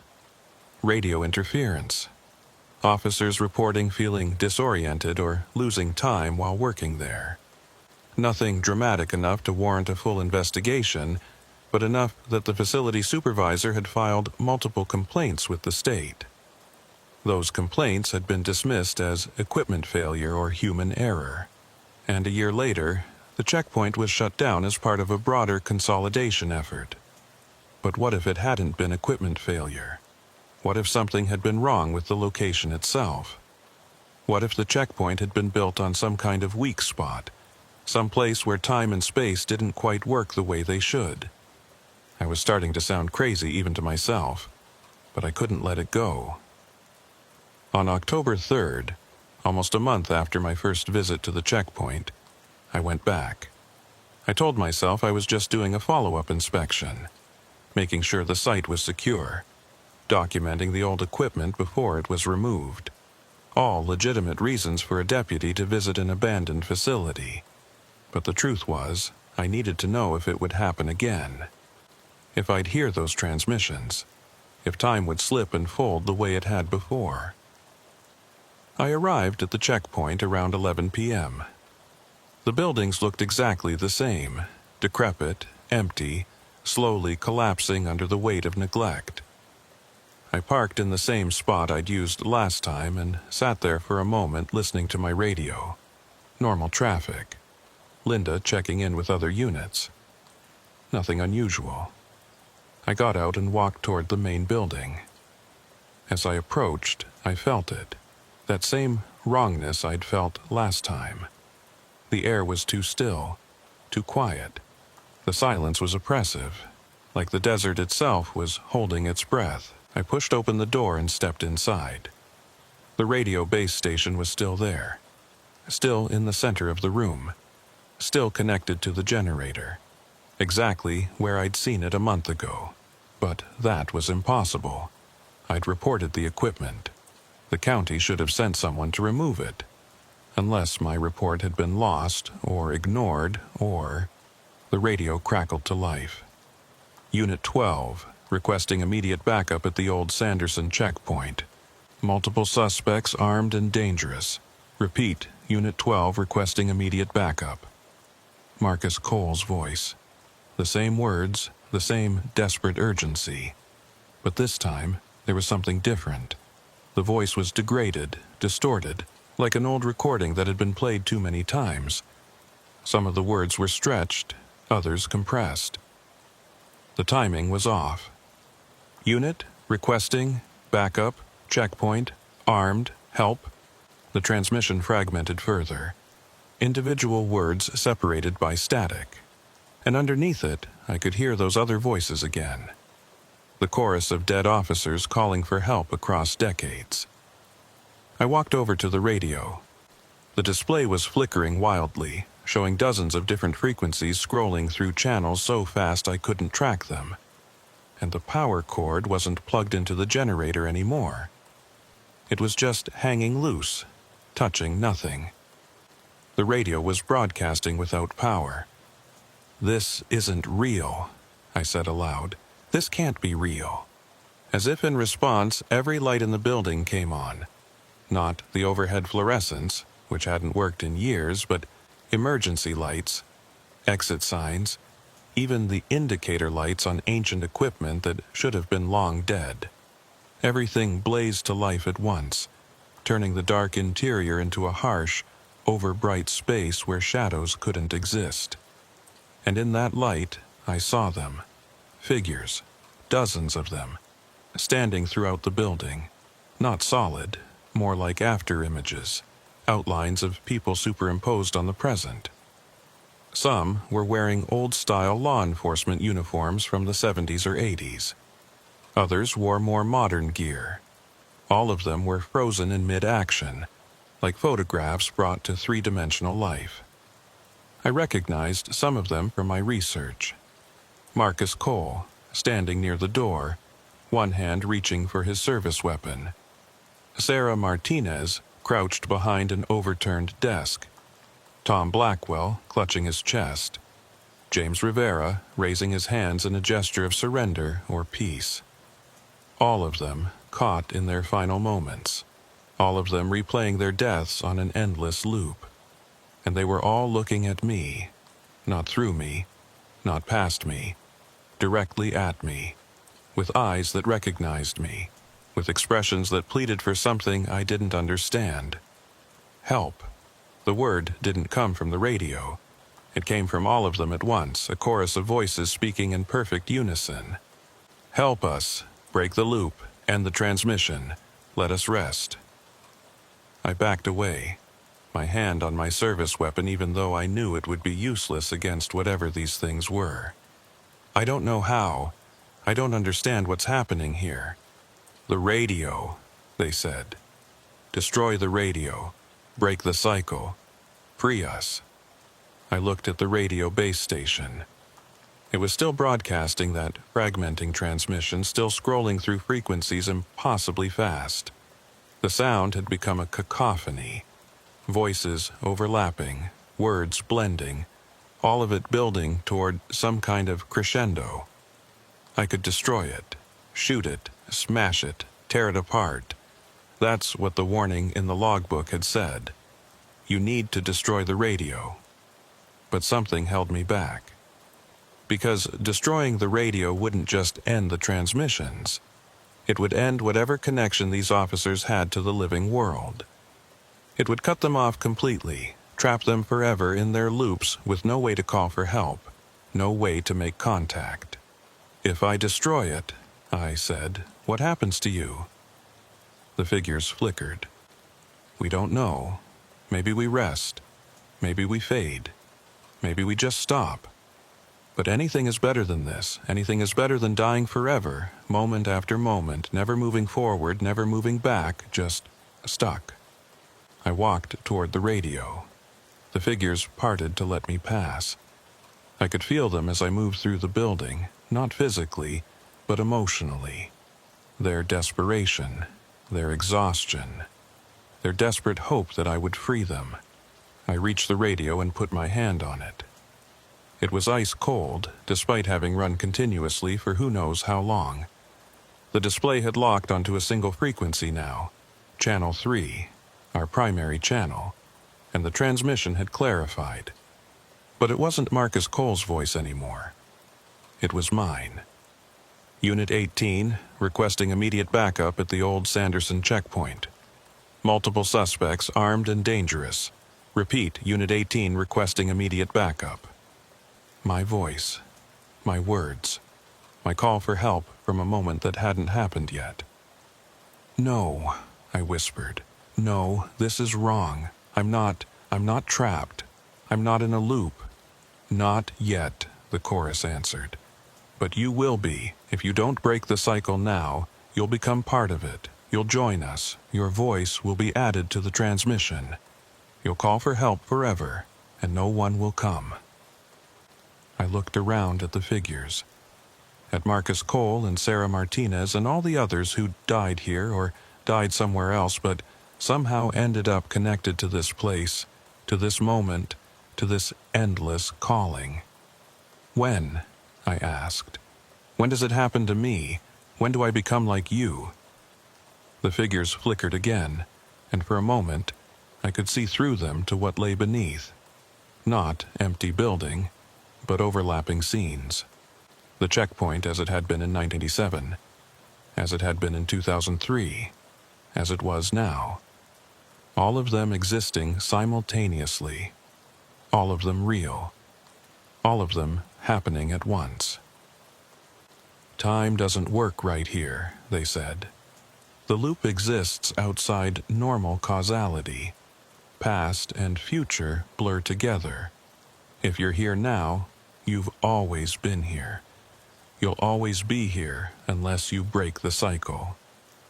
My hand tightened on the radio. I could feel it vibrating under my palm, could feel the wrongness emanating from it like heat from a fire.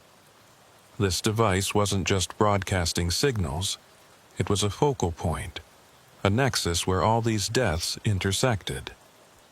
Destroying it might free these officers, or it might trap them more completely, or it might do nothing at all except add my own death to the collection. I need to know, I said. If I destroy this, will you truly be free, or will you just vanish? The figures were silent for a long moment. Then one of them stepped forward. Marcus Cole, more solid than the others, his features clearer. I don't know, he said, and his voice was his own now, not part of the chorus. I've been calling for backup for 24 years, Deputy Dalton. 24 years of dying in this building, over and over, feeling the bullets hit, falling to the ground, bleeding out while I wait for help that never comes. I've lost count of how many times I've lived my last moments. He gestured to the other figures. We all have. Some of us have been here longer than me. Some are newer. But we're all stuck in the same place, broadcasting on the same frequency, calling for help from a world that can't hear us anymore. Why me? I asked. Why can I hear you when no one else can? Because you listened. Most people hear the transmission and dismiss it as interference, or they investigate once and never come back. But you came back. You wanted to understand, and that opened a connection, made you part of the loop. So, if I destroy the radio, I condemn myself. If I don't, I condemn all of you to keep suffering. Marcus shook his head. No, if you destroy the radio, you might save yourself, might break the connection before it's too late. But you'll leave us here, trapped forever. And the next person who comes, the next officer who hears the transmission and wants to help, they'll face the same choice you're facing now. Then what do I do? He smiled, but it was sad, resigned. That's not for me to tell you. I made my choice 24 years ago when I came to this checkpoint alone, when I called for backup and tried to be a hero. You have to make yours. The lights in the building began to flicker. The figures started to fade. And my radio, my handheld unit clipped to my belt, began broadcasting.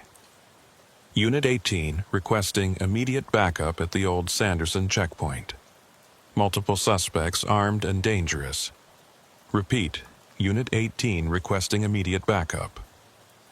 My voice, my call for help, already broadcasting, already trapped in the loop even though I was still standing here, still alive, still real.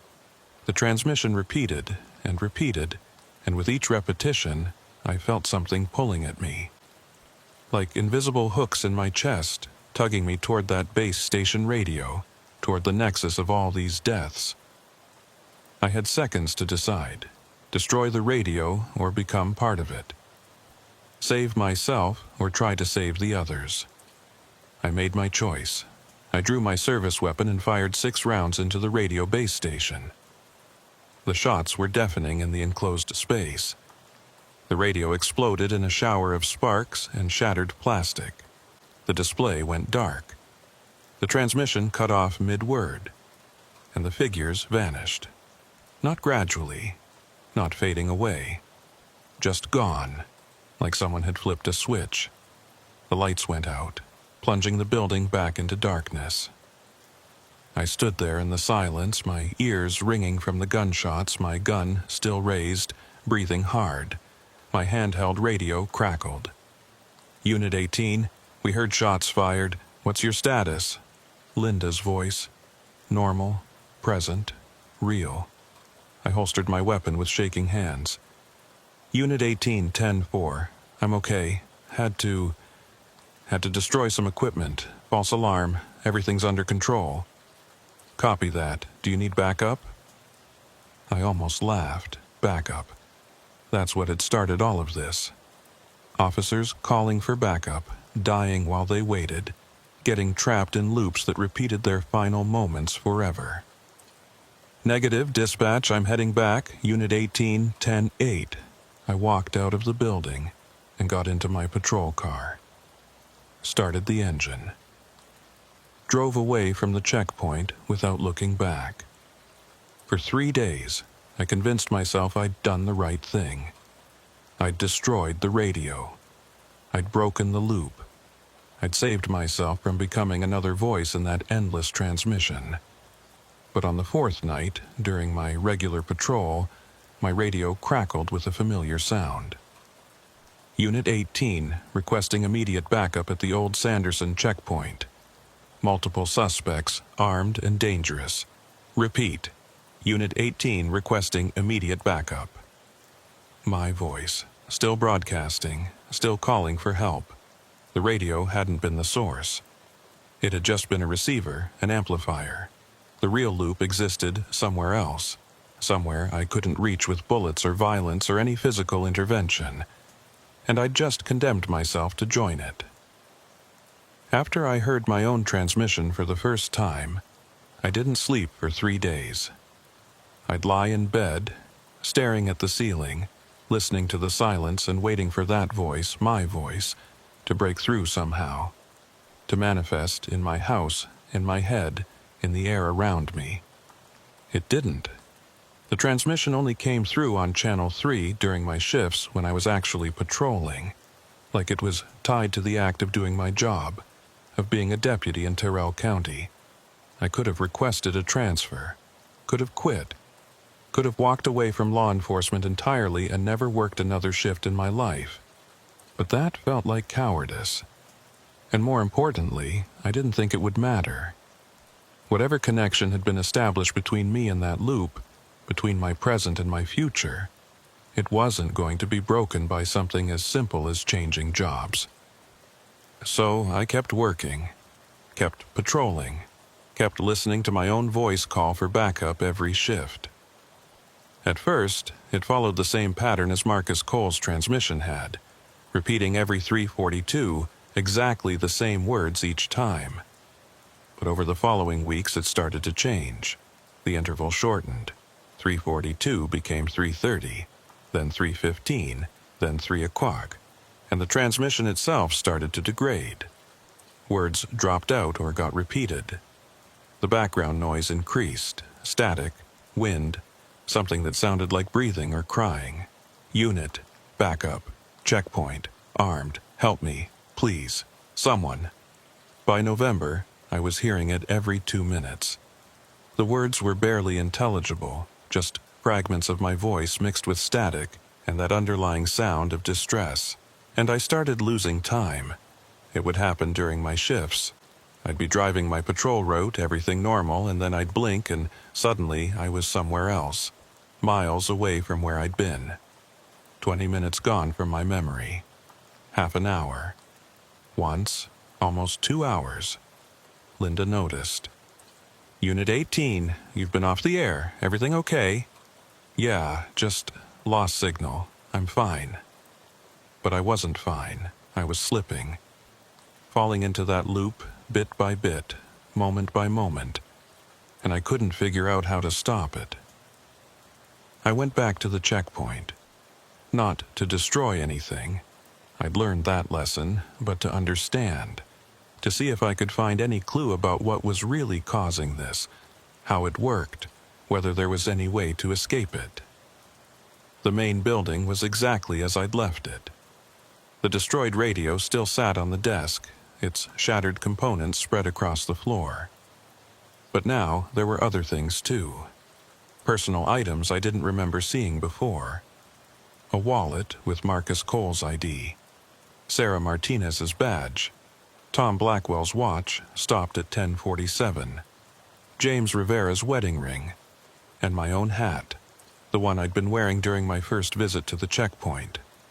The one I thought I'd lost somewhere else entirely. These were anchors. Objects that tied each officer to this place, to this loop. Physical reminders of the moments we'd been here, the choices we'd made, the transmissions we'd become part of. I picked up my hat and turned it over in my hands. It felt normal, solid, real, but somehow it had crossed from my timeline into this place, this nexus of deaths and loops and trapped moments. How long before the rest of me followed? I left the checkpoint and drove aimlessly through my patrol sector, trying to think, trying to find some pattern or logic that would help me understand what I was dealing with. That's when I saw her. A woman standing on the side of Highway 349, about 40 miles from the checkpoint. She was wearing a dress that looked like it was from the 1970s, her hair styled in an outdated fashion. She was waving at me, flagging me down. I pulled over. Standard procedure.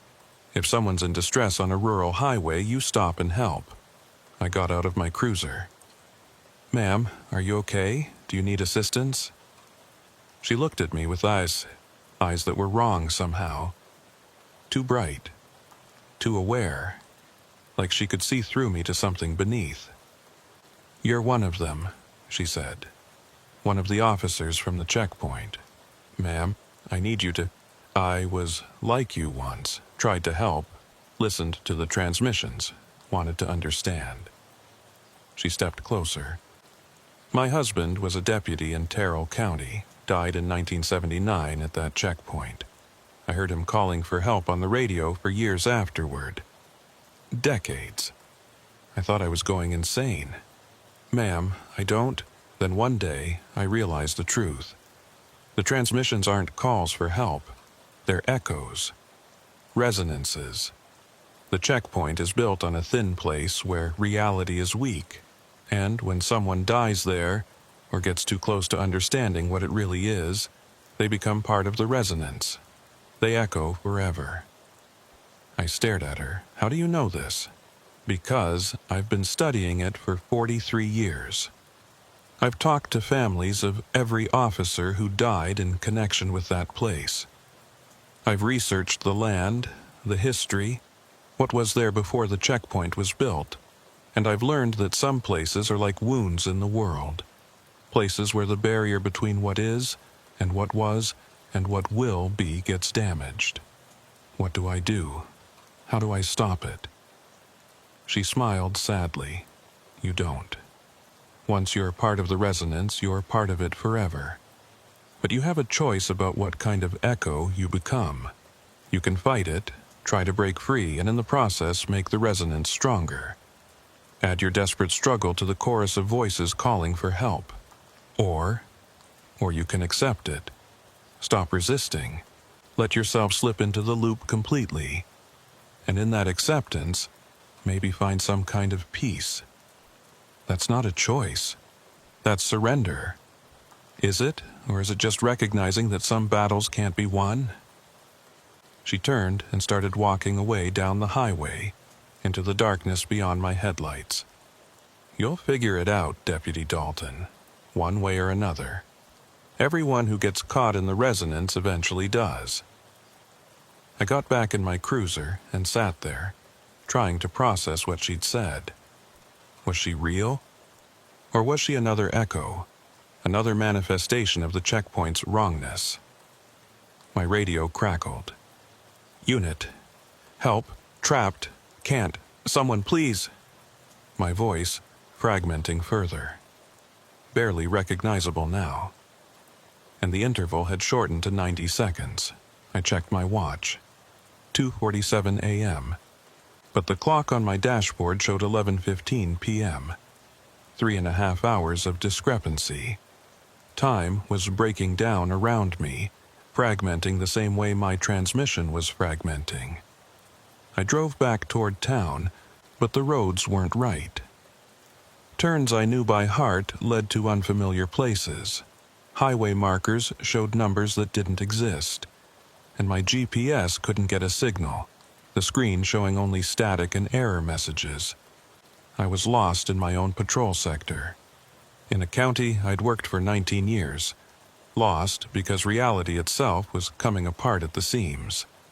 Finally, after what felt like hours but might have been minutes, I found myself back at the checkpoint. I didn't remember driving there. Didn't remember making the decision to return. But here I was, parked in front of the main building again, the ruins illuminated by my headlights. I got out and walked inside. The personal items were still there, the badges, the watches, the rings. But now there was more. A photo of Marcus Cole with his family, Sarah Martinez's duty log, Tom Blackwell's glasses, and a photograph of me. Not one I recognized, but definitely me, standing in this exact building, looking directly at the camera, my expression somewhere between fear and resignation. I didn't remember anyone taking that photo, didn't remember posing for it. But there it was. Proof that I'd been here before, or would be here again, or was here right now in some timeline that overlapped with this moment. The radio, the destroyed radio I'd shot weeks ago, was working again, whole and undamaged, sitting on the desk, broadcasting. But it wasn't broadcasting my transmission anymore. It was broadcasting silence. Not empty airwaves. Not static. But a specific heavy silence. The kind of silence that exists in the moment after a death. After the last breath. After the final heartbeat. The silence of ending. I walked over to the radio and put my hand on it. It was warm now, alive with some kind of energy. And when I touched it, I could feel them. All the officers who'd died here, who'd been trapped in their loops, who'd been calling for help across decades. They weren't calling anymore. They were waiting. Waiting for me to make my final choice. Fight or accept.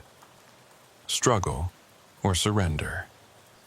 Become another desperate voice in the chorus, or become something else. Something quieter. Something that had stopped resisting. I stood there for a long time, my hand on that radio, feeling the weight of all those deaths pressing down on me, feeling the pull of the loop, the gravity of that resonance trying to drag me down into it completely.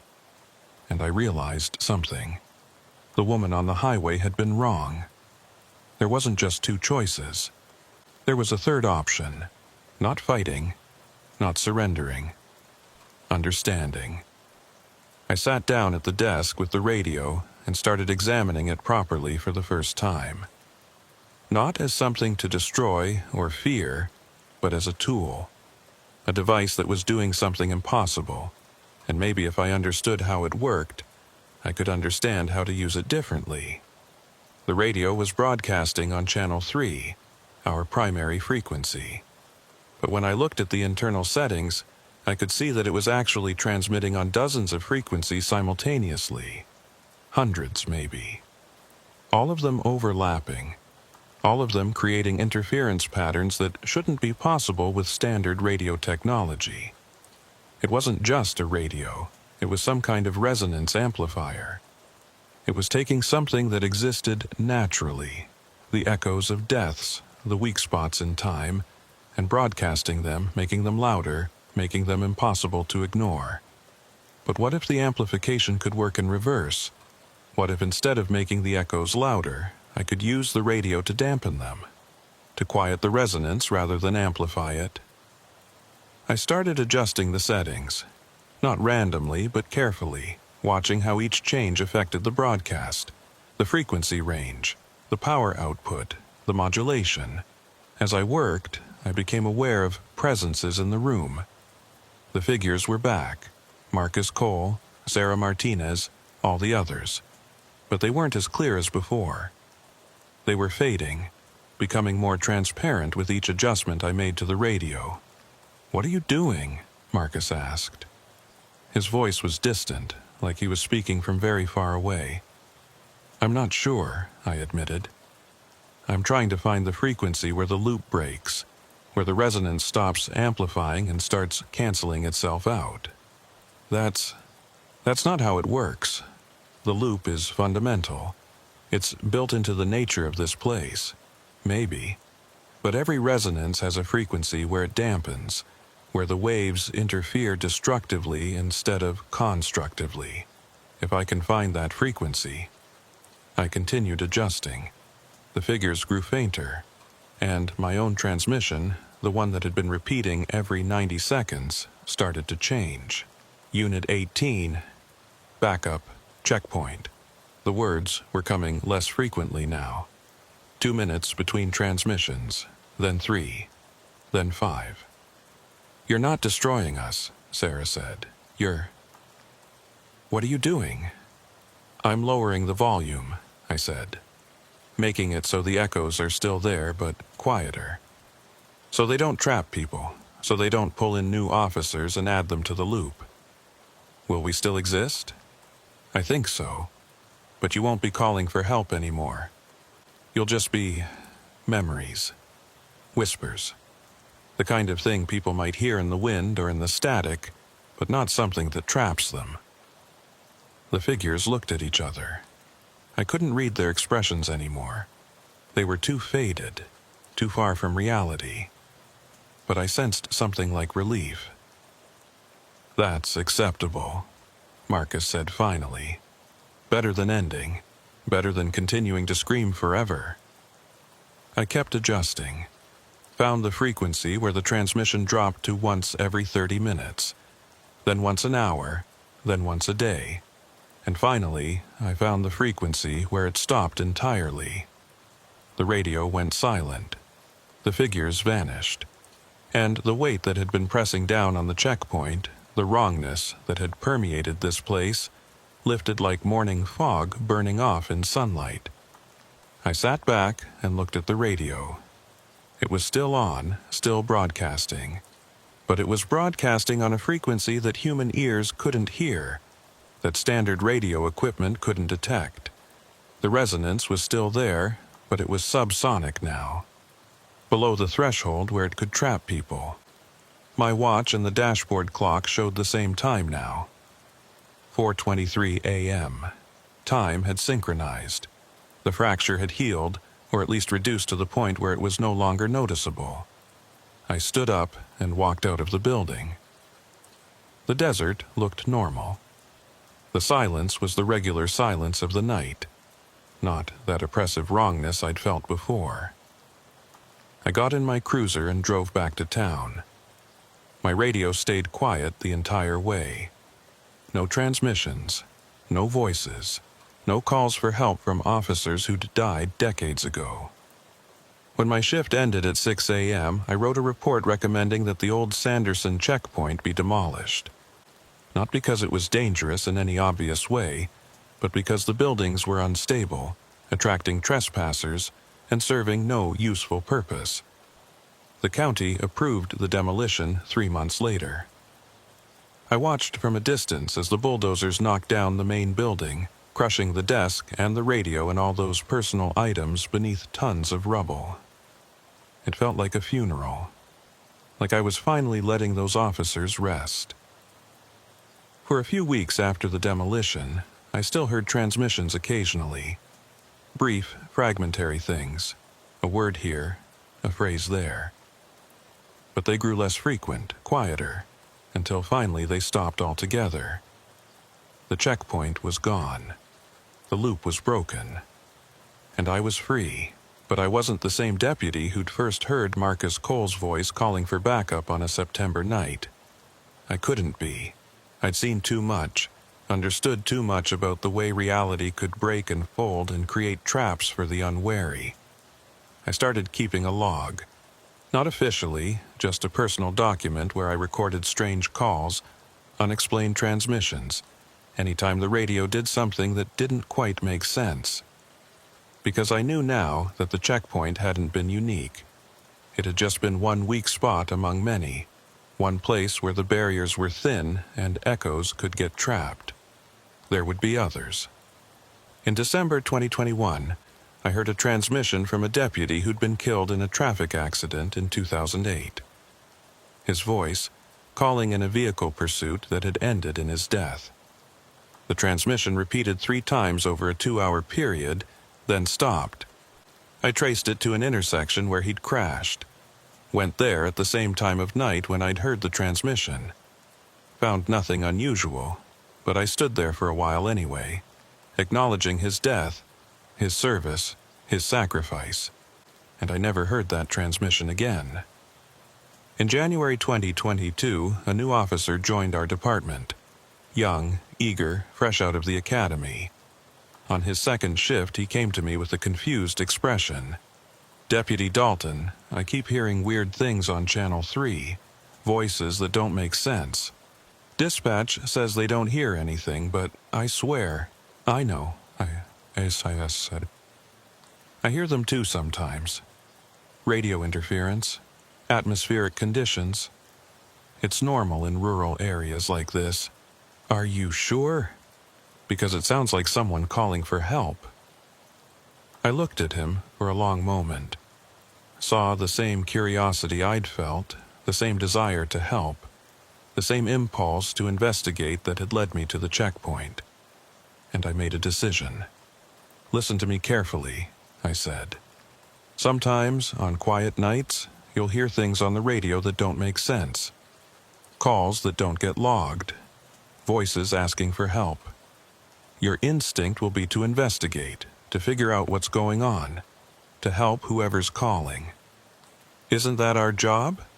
Yes, but some calls shouldn't be answered. Some people are beyond our help, no matter how much we want to help them.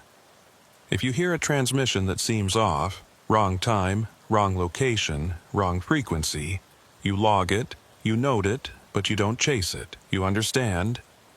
He looked uncertain. "That doesn't seem right. Ignoring calls for help.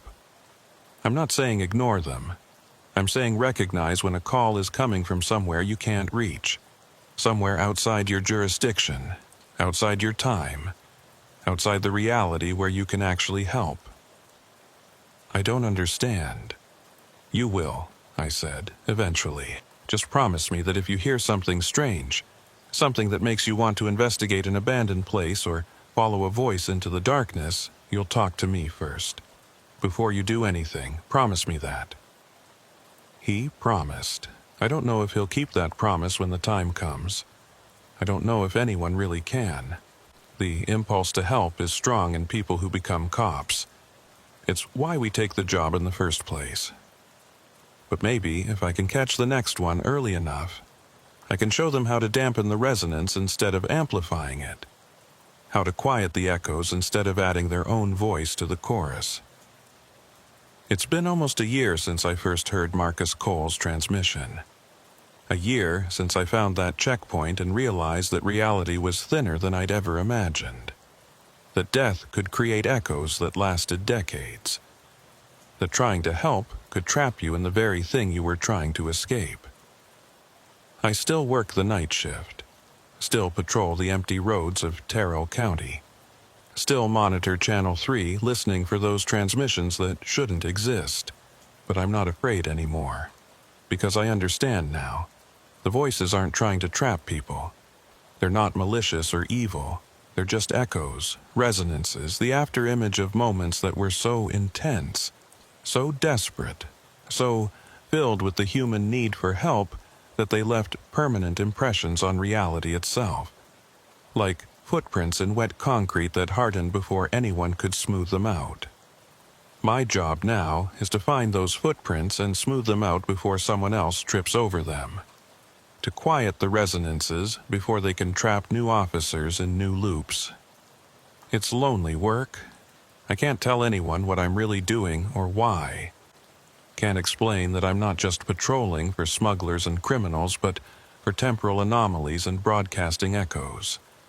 But it matters. Every transmission I trace, every resonance I dampen, every echo I quiet, that's one less trap waiting to catch an unwary officer. One less voice that will call for help across decades. One less loop that will repeat forever. Last night, I heard a new transmission. Different voice, different location, different year. An officer calling for backup during a domestic disturbance in 1991. His voice was faint, barely audible under the static. But it was there, repeating every 4 minutes, trapped in a loop that had been running for 30 years. I'm going to find it. I'm going to trace it to its source. And I'm going to find the frequency where it dampens, where it quiets, where it becomes a whisper instead of a scream. Because that's what I do now. That's what I've become. Not just a deputy. Not just someone who patrols empty roads and enforces laws. But someone who understands that reality is thinner than we think. That death leaves echoes. That some calls for help come from places and times we can never reach. And someone who knows how to make sure those calls don't trap anyone else. That's my story. That's what happened when I heard that last radio transmission. Believe it or don't, I don't care anymore. I just hope that if you're ever working a night shift, patrolling empty roads, listening to your radio in the silence, and if you hear a voice calling for help that shouldn't be there, from a time that's already passed, from someone who's already gone, you'll remember what I learned. Some calls shouldn't be answered. Some echoes should be quieted. And some frequencies exist not to amplify sound, but to dampen it. To turn screams into whispers. To let the dead finally rest. That's the frequency I'm looking for. Every night, every shift. The frequency where the loop breaks. The frequency where the echoes fade. The frequency where the last radio transmission finally goes silent. And I'll keep looking until I find it. Or until I become one of the echoes myself. Either way, someone will hear my voice calling for help someday. Repeating on a frequency that shouldn't exist. Trapped in a loop that spans decades. And I hope, I truly hope, that whoever hears it will know what to do. Will know how to find the frequency where it quiets. Will know how to let me rest. Until then, I'll keep working, keep listening, keep dampening the resonances one by one. Because out here, in the darkness between radio signals, in the silence between transmissions, in the empty spaces of the night, that's where the echoes live. That's where the dead keep calling. That's where reality is thinnest and the barriers are weakest and the past bleeds through into the present. And someone has to stand guard, someone has to listen, someone has to know how to make the voices stop. That someone is me.